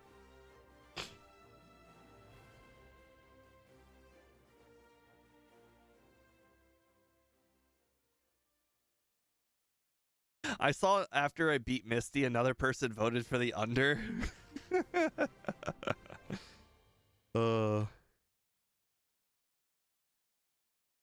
Like that was the only hard battle.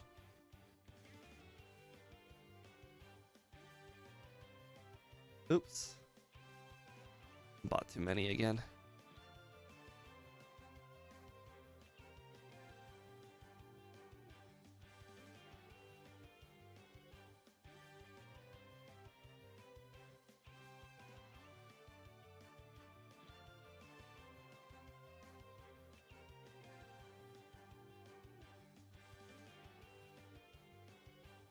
No, not supersonic.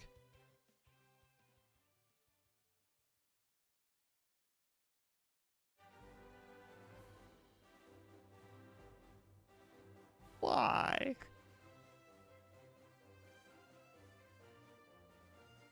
That's not a hard trainer. I shouldn't have to save in front of that trainer.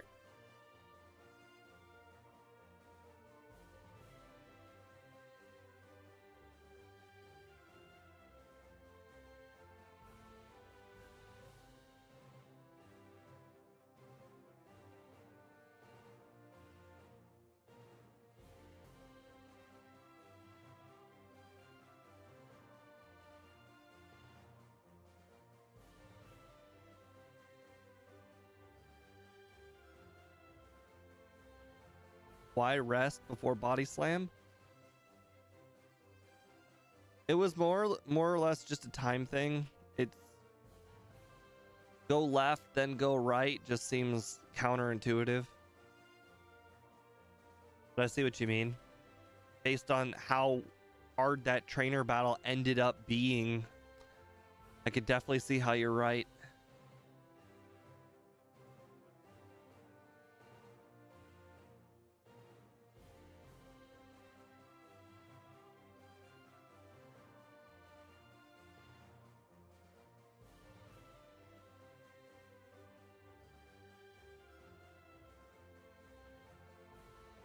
Well, I mean, we can all benefit from hindsight.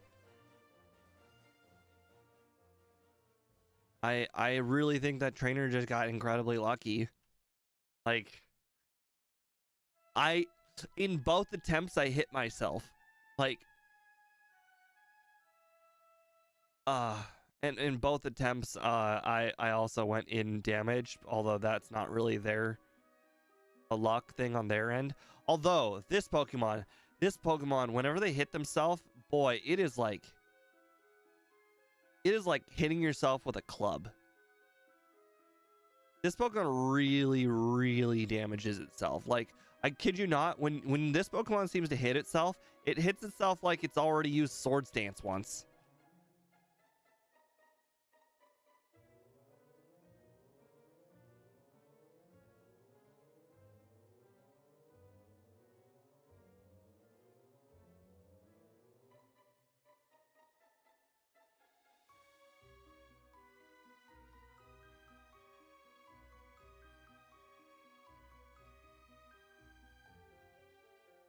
Thunderbolt followed by Thunderbolt crit. This game really is trying to make me feel punished for not saving. I really didn't think that battle was going to be even remotely hard.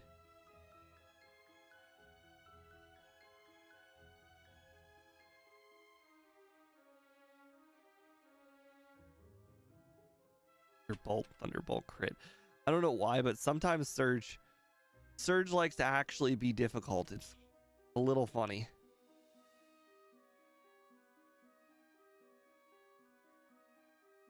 It almost makes you feel like sometimes Surge is actually good. He just chooses to be bad. Do I still have the full restore? I think I do. Just in case I get paralyzed. Oh, right. Never mind. I can actually beat the trainers. I forgot I have a fire move. Normally I have to do this part with Parasect, and Parasect is capable of getting poisoned despite the grass Nuzlocke. Because most of the grass types are actually part poison, so they actually can't be poisoned. But you don't have to worry. Parasect will buck the trend. Parasect will get poisoned every time. You're probably thinking, but why not just use Venusaur instead of Parasect? Venusaur can't do anything. Venusaur is so weak. I think everyone really underestimates the weakness of Venusaur. I should really heal. But I won't. I think I could survive one self-destruct from the very first.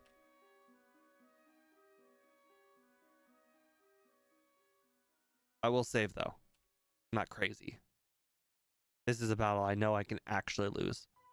Okay, Sand Attack. Sand Attack. Miss. Nice. Sand Attack. Sand Attack. Okay, that hit. That's fine. That's fine. Rest. Okay, that's fine. We'll wait for our repel to run out. Our first wild encounter. Okay, that was close. We almost didn't even get a wild encounter. That was on me. That's on me. If we die here, that's on me.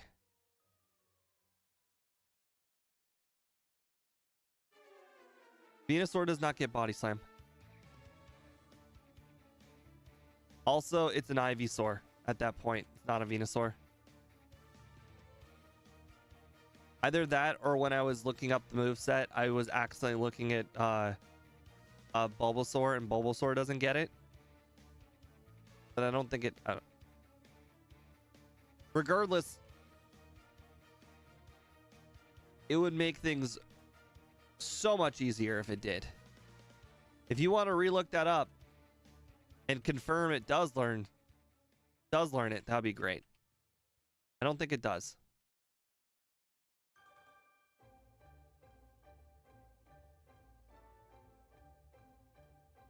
Oops.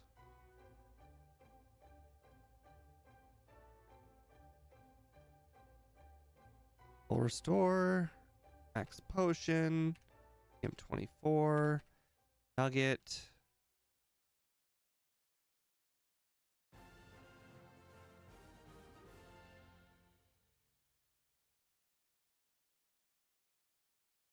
Okay, well I'm super poor. I forget why, but that's fine. Whatever. We'll just get the 2 Carbos and leave. Who we did last time anyways.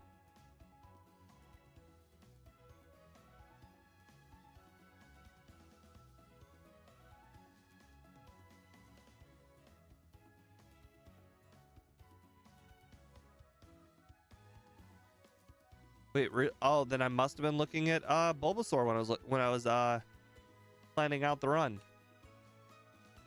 Not gonna lie, that will absolutely change everything.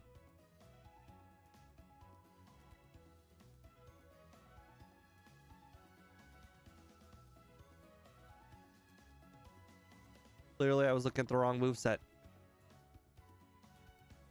When I was... Oh, crap. When I was planning out the moves, I was looking at the wrong moveset, clearly. Oh, crit. Nice.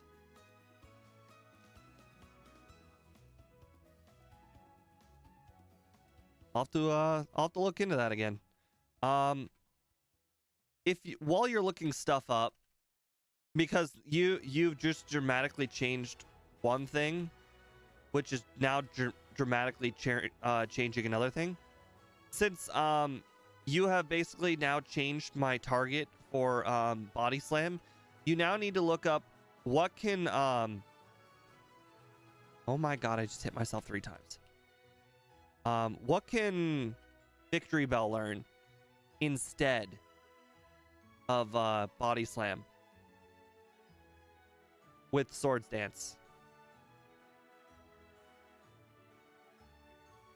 I really hope it learns something better than Double Edge. If it learns Swift, that's fine. I can deal with Swift. But does it learn anything close to Body Slam?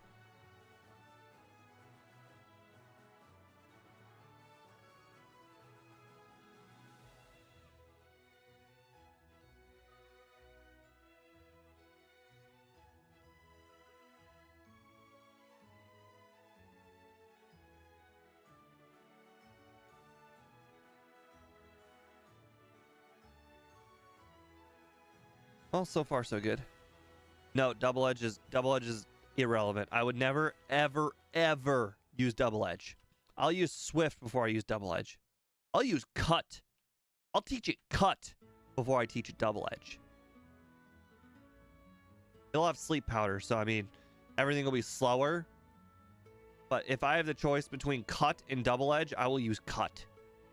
So, let me know if it learns Swift, I guess. Oops, wrong move.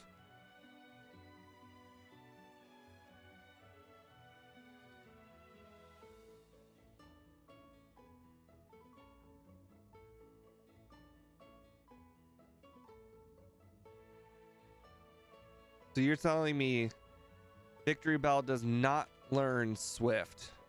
That's unfortunate.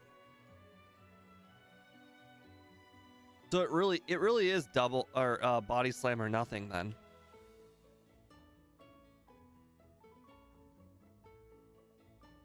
I just kind of have to suffer with the harder early game, have a better late game. Because I mean, you guys can probably agree, Swords Dance followed by Body Slam, pretty good combo. It won't have Acid. Acid is too high of a level. I think Acid would require me to evolve it with a Leaf Stone super, super early. Like, a ridiculous amount early. Some like a amount of level early I'm not comfortable with. 22? That seems low.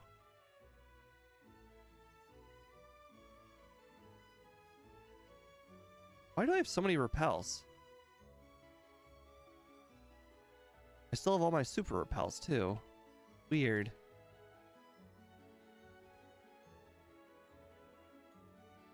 I have too many regular repels. I wonder where they came from. Still 0 resets though, so doing quite good. I think this time we'll do Sylph before we do Koga training, because Koga training was really, really hard and I got incredibly lucky. We won't do Rival 5. We will leave Sylph early to do the Koga training. And in order to make that more convenient, I'll heal in Fuchsia first. So that way when I dig out of Sylph, I'll be right there.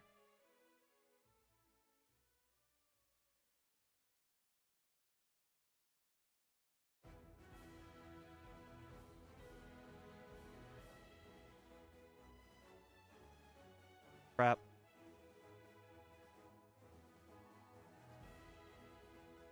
Okay, so we're not doing this. We're going... Okay, hold on.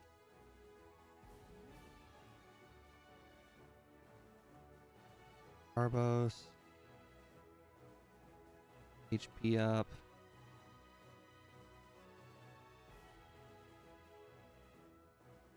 John, you're thinking in terms of a solo run. Every single item, every single TM is very, very limited. I can't just teach things willy-nilly.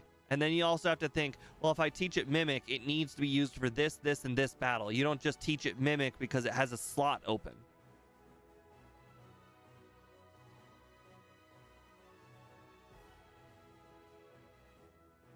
Really? Glare again? Am I really about to lose to the... Alright, we're not going to lose to the Machoke this time. I'm just going to full restore. Stupid Machoke. Or well, actually, that was the... stupid, wow. I am just Arbok.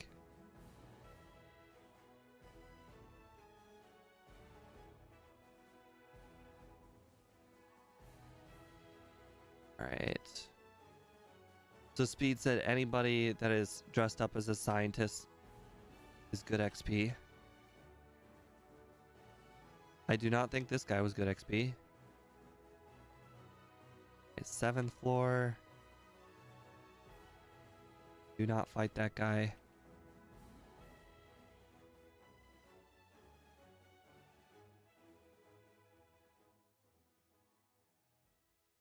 But you're thinking individually, John. You can't think individually. You have to think of a macro.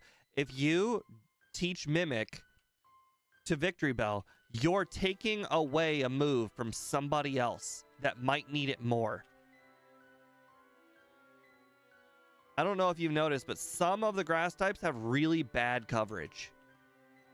So if you teach Mimic, you're making their coverage worse to a Pokemon that already has good coverage.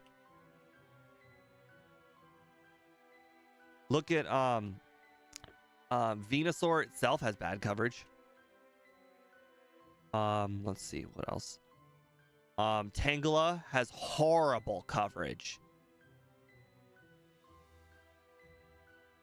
I don't remember who would need Mimic. I just know that I taught Mimic to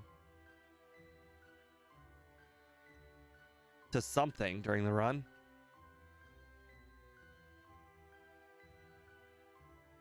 I believe there's Tangela and there is, what else is grass? There's more than just Tangela.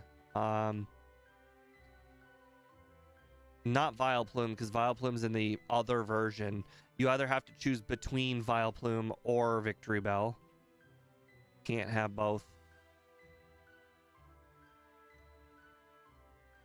This was the 7th floor, wasn't it? No, it was not. Okay, good. Executor, right. I don't know if you guys noticed, but Executor does not get a wealth of good moves. It basically gets Barrage, Solar Beam, Hypnosis, Stomp. Uh-oh. Probably use Rest.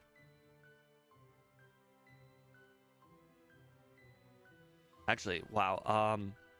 I just remembered my notes. I think for Executor requires the evolution of Execute at like level 50 or something, because that's the level Execute learns Sleep Powder.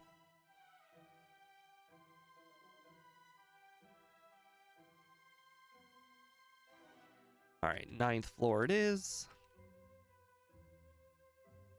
I think we've probably done enough training at this point to do the trainers in Koga's gym.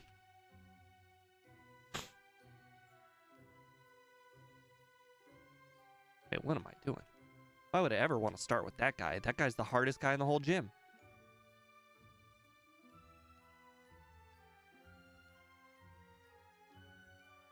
But yeah, when you're planning out the Nuzlocke, you have to plan out every single move ahead of time, because if you're like, oh, I could really use Mimic right now, and then you're like, oh no, my moveset, I just screwed myself over.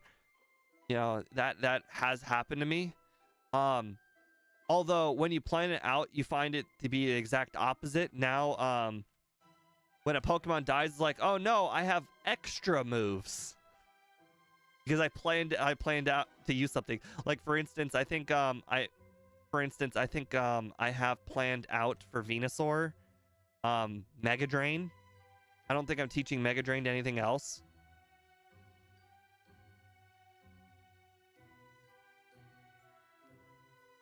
Yeah, but the other thing about those, John, is they're all really, really high level. It means Venusaur is useless until you get to those higher levels. I don't know if you noticed, but the mentioning the I think Execute gets relatively decent moves earlier. Oh. Yeah, some of the Pokemon are a lot better early, and some of the Pokemon are a lot better late. Real dumb. Is that all the trainers? I think that was all the trainers. I think it was all the trainers but Hypno Guy.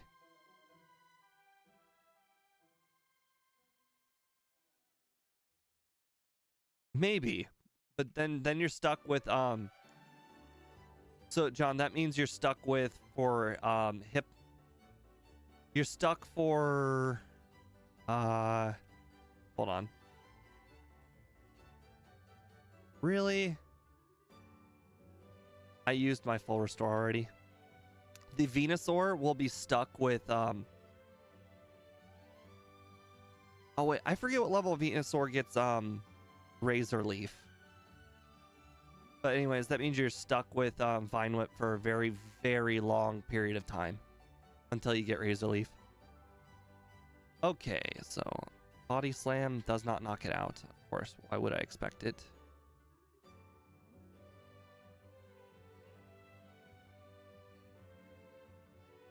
Huh. Okay, we're not poisoned. That's good. All right. Sand attack. Sand attack. Sand attack. Uh-oh.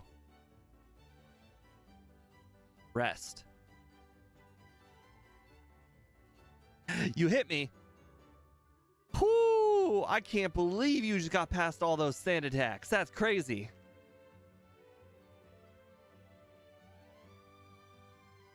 All right, John. It sounds like you're actually convincing me that the grass run after you get past Rival 3 is actually way easier than I thought.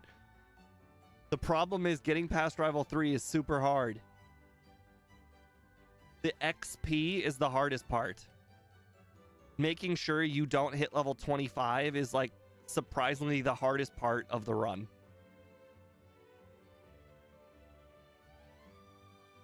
Also, having no Pokemon die up to that point, still a little difficult. The Parasect wants to die. Trust me, the Parasect wants to die. It seeks out death. It loathes for the moment that it does not need to live anymore, so that way it can get the spore off its back. So the Parasect wants to die, and you have to do everything in your power to make sure that the Parasect doesn't die. And it's a lot harder than it sounds. The Parasect has so many weaknesses. So many weaknesses. And it's got bad stats on defense. All right, still 0 resets. Let's do this. Nice. Oh, almost nice. Missed Hydro Pump? Heck yeah. Outspeed Alakazam? Boo to the ya. Now the problem is I'm still poisoned. Oh wait, the heal lady. I can go to the heal lady. We're good.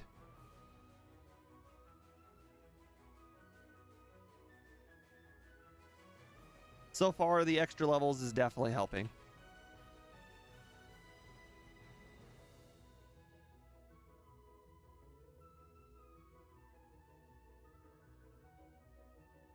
Yeah, every single Spearow, every single heck, the Goldeen, everything wants to kill Parasect. It's like they smell blood in the water and they're like, Parasect cannot make it past me. It would be an embarrassment if Parasect were to defeat me.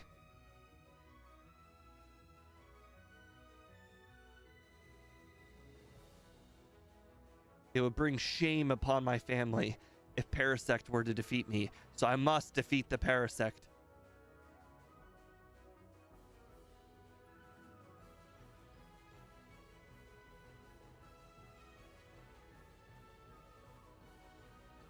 Dang it. As much as I would love to have knocked out that Nidoqueen there, oh, whoops, that was on me. The amount of damage I would have taken from another Body Slam probably would have knocked me out.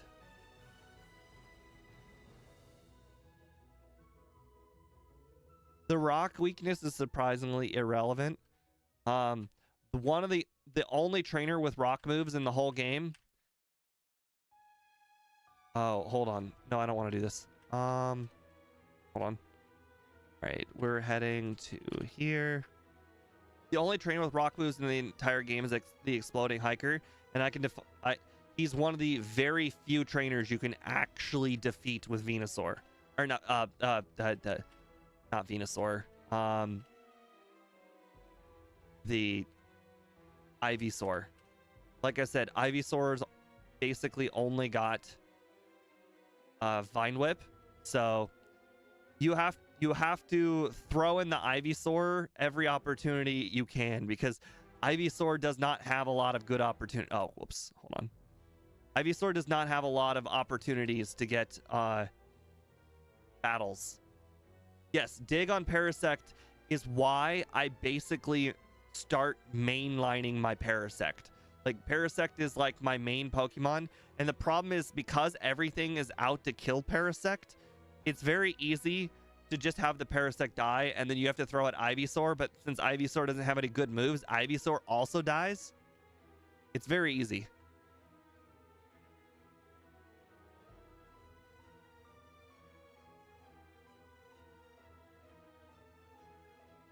Do you at least have a Tentacruel? There you go.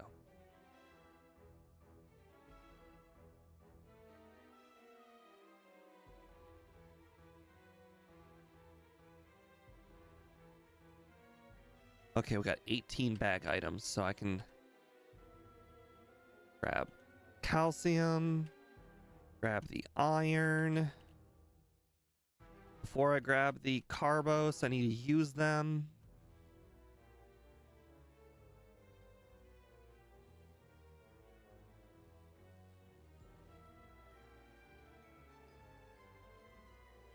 Okay, we're at 19 bag items.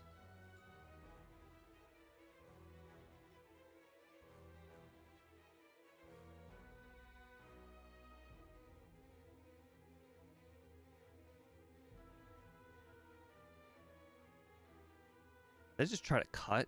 That's funny. Okay, so now I can use the carbos.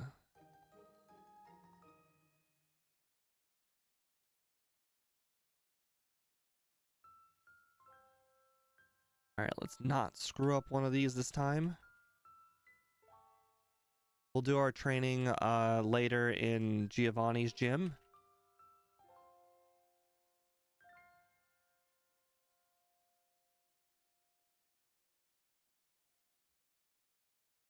We are making very, very good time. If we have 18 minutes from now, we have a lot of room for error. I also think we're a higher level this time for this gym too. Nice. Nice. Okay. Sand attack. Super potion. I love it. And a crit. Nice. 19 spaces in our bag, so that was perfect. Upgrade from Ember. Got all 3 PP up, so I don't need to remember to go grab any. Oh, before I forget, I should grab Mimic. That was the last battle to use Sand Attack.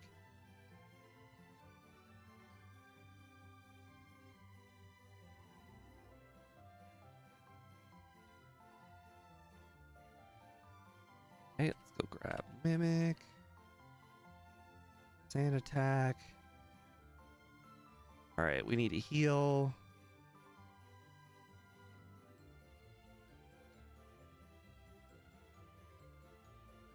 Okay, we're looking good.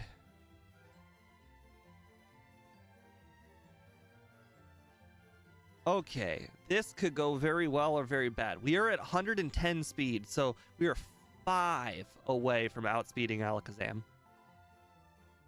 Which in theory we could get right now. No, we just got 3. That's fine. Alakazam will outspeed us. And use Reflect, okay? And get paralyzed and die. And not even use anything but Reflect. Okay, well, that could not have gone better.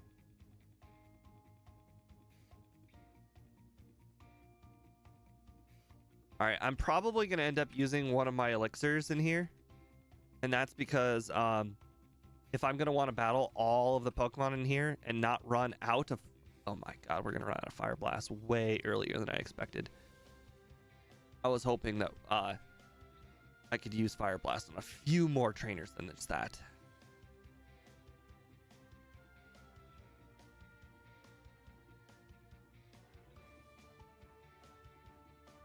Oh my. Okay, hold on. Normally I then battle the trainers in the middle next, but the next trainer's got Doug Trio. No. Just no. No, thank you.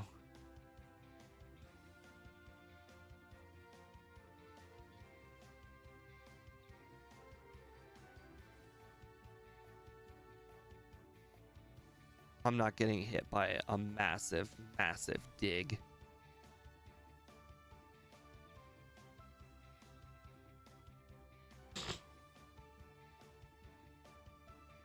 I'll do my best in order to outspeed it first. Yep, there we go. We got another level. I have a max potion. I'll use the max potion as well to make sure that I don't die. And save. All right, 118. Okay. 104. Perfect. It didn't matter. But the important thing is I recognized the situation and I prepared for the worst.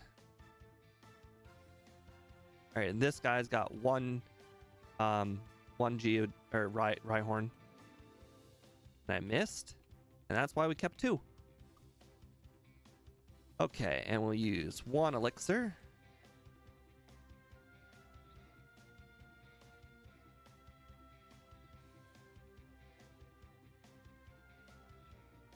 If we could get 2 levels here, that would be great. But I have a feeling we might end up just battling a trainer in the water. 112. Outspeed, that's good. 1800. 1800. 2100. Okay, so we need 1000 more XP. Okay. 1 trainer in the water, that'll do.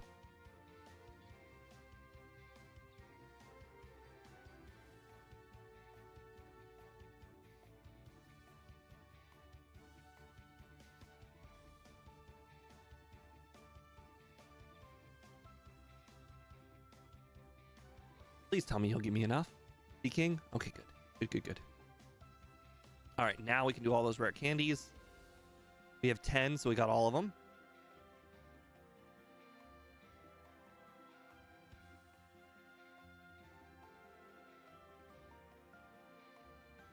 All right, we've got 0 resets. Let's make sure to keep those 0 resets going. Flamethrower? No, thank you.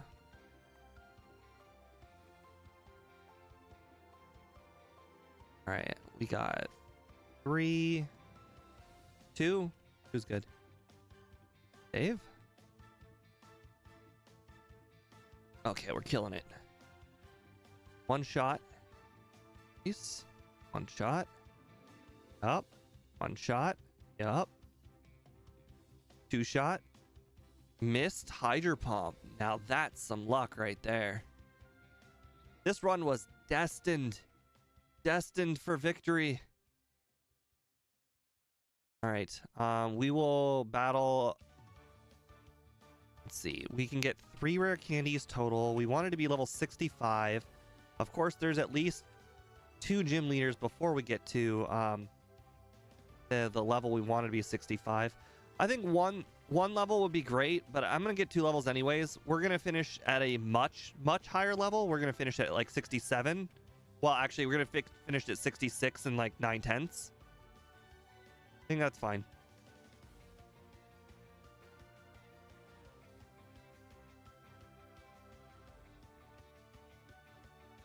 All right. Oops.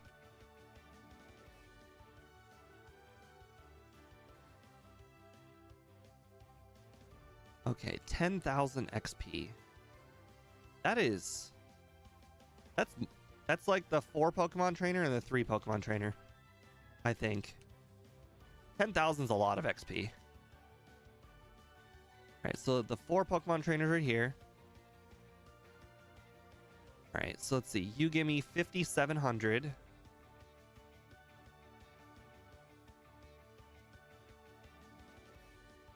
Alright. I need 5,100. Okay, that's fine. We can battle the Psychic Pokemon trainer. They also have 4. Obviously, the Psychic Pokemon trainer is a little scarier. But we have 5 Body Slams and 3 Fire Blasts. I think we'll be fine. Okay. Oh, this guy gets 4,800. No. Okay, we'll have to battle 1 wild Pokemon. I don't even think it matters what the wild Pokemon is.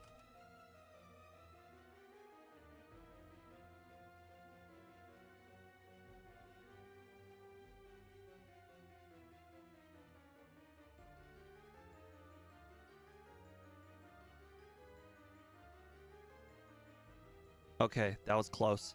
That apparently gives 300. All right.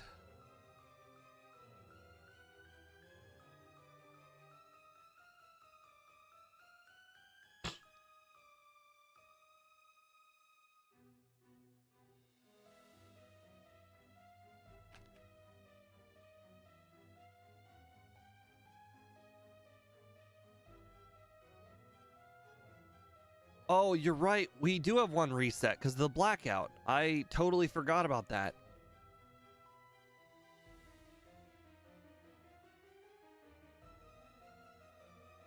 Yeah, according to Speed's rules, we never reset because we blacked out. Okay, Fire Blast. Oh, close. Recoil, nice. Okay. Mimic, Amnesia, Amnesia, Amnesia, Fire Blast, Fire Blast, miss. As long as the Lapras doesn't crit, we are fine with it.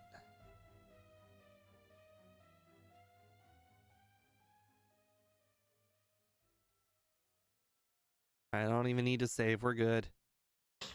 You're right. You're right. There, I added the reset. You're welcome. I missed.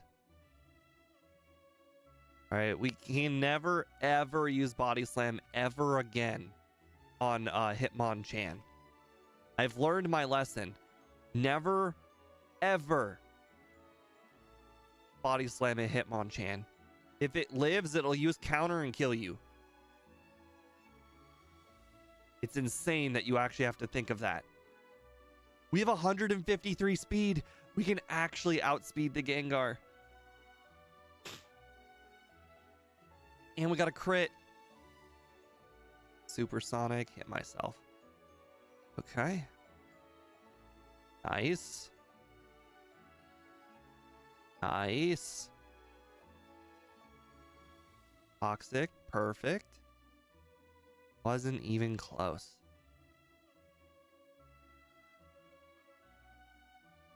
Okay. Okay, so we have to get past...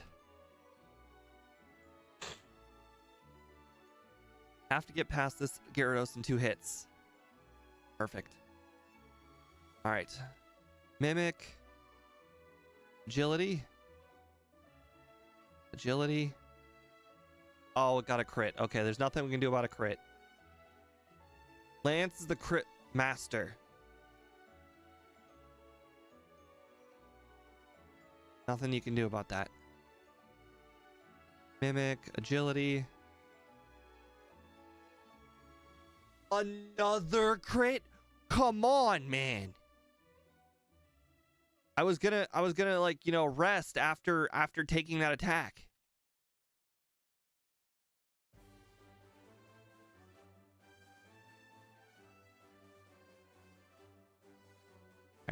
Agility once. Rest.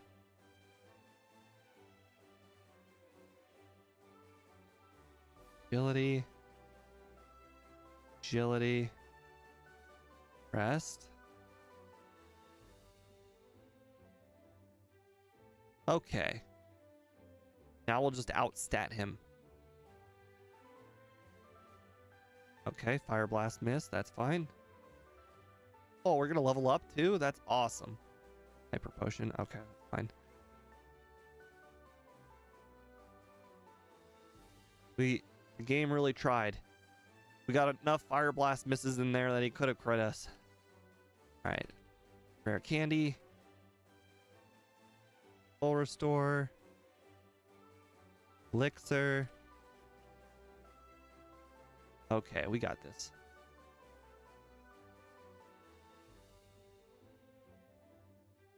Alright, Fire Blast. Mimic. Cover. I know, we're trying out something else now. Right on. Executor, now we don't have to get hit by Hypnosis. Body Slam, Paralysis, miss. Nice. That's fine. Cover. Fully parad, nice. Rage. 53-53. Ooh, much better. You know, I don't count the seconds on my leaderboard. So, that reset that I got, or that blackout that I got, I don't know if that blackout was 53 seconds. So, we might have still have ended up with the same time, even with it. Alright, well, let's see how... Okay, you know, it went a lot better than I expected. Let's see where this puts it on the leaderboard. 53-53. That is not the leaderboard. There it is. 53 is Farfetch'd, Marowak. And let's see the game time. 34 minutes. So 34 minutes will put it right behind Marowak. Makes sense because of all the training we had to do. Plus, that Marowak run was insane. Quite frankly, it probably deserves to be ahead of Marowak, but that's fine. Well, anyways, guys, it was a better than expected run after that second one. Truly, the Ike method does work. The Ike method being do a little bit more training than you think you're going to need, and those levels will absolutely help you in the end. And quite frankly, that's why we play so poorly in the first runs. I try and skip as much training as I think is humanly possible in the first run, and then the second run, I try and do what I think is necessary to get a much better time. And I think this time, adding in a lot extra training was able to knock our resets down from 17 to 3. So that definitely made a pretty big difference. But anyways, thank you guys for joining in today's run. I appreciate it very much. Tomorrow, we will be doing the Nuzlocke with the fighting types and give you a little sneak peek of the fighting type one here. Fighting. There. So these are the notes. Again, I do not update the notes after I finish the run. If you're like, these are not perfect, that is because I am not perfect. I obviously make mistakes. The moves aren't all in the perfect places. Some moves end up not even being used at all. Like, for instance, Poliwag there has got Ice Beam, Psychic, Surf, Blizzard, Amnesia, Hypnosis. It's not possible to learn all of those moves. So, also, it's the only one that can learn all those moves. So, But anyways, this will be essentially the thing we're going to be doing tomorrow. So as you can see, my notes, right, evolve Mankey, it evolves at 28. It evolves at 28 and 36 for Machop. But I write down for Poliwag, Waterstone at 41. That is because that is the level it gets Amnesia. So you do not want to have a Hitmon, or you don't want to have a Poliwrath until you have Amnesia. Here's the other problem, though. That means I cannot use Poliwhirl until I evolve it at 41. So essentially, I am not allowed to use it because it's not fighting type yet. Of course, there are exceptions when like for instance the fire one again, the fire, but not fire. Flying, like the one we just did, where Charmander is not flying type, but it eventually becomes flying type, but it's my starter, so it gets the exception. The starter is the only one that gets an exception. But anyways, have a nice night, guys. I will see you guys tomorrow. Bye.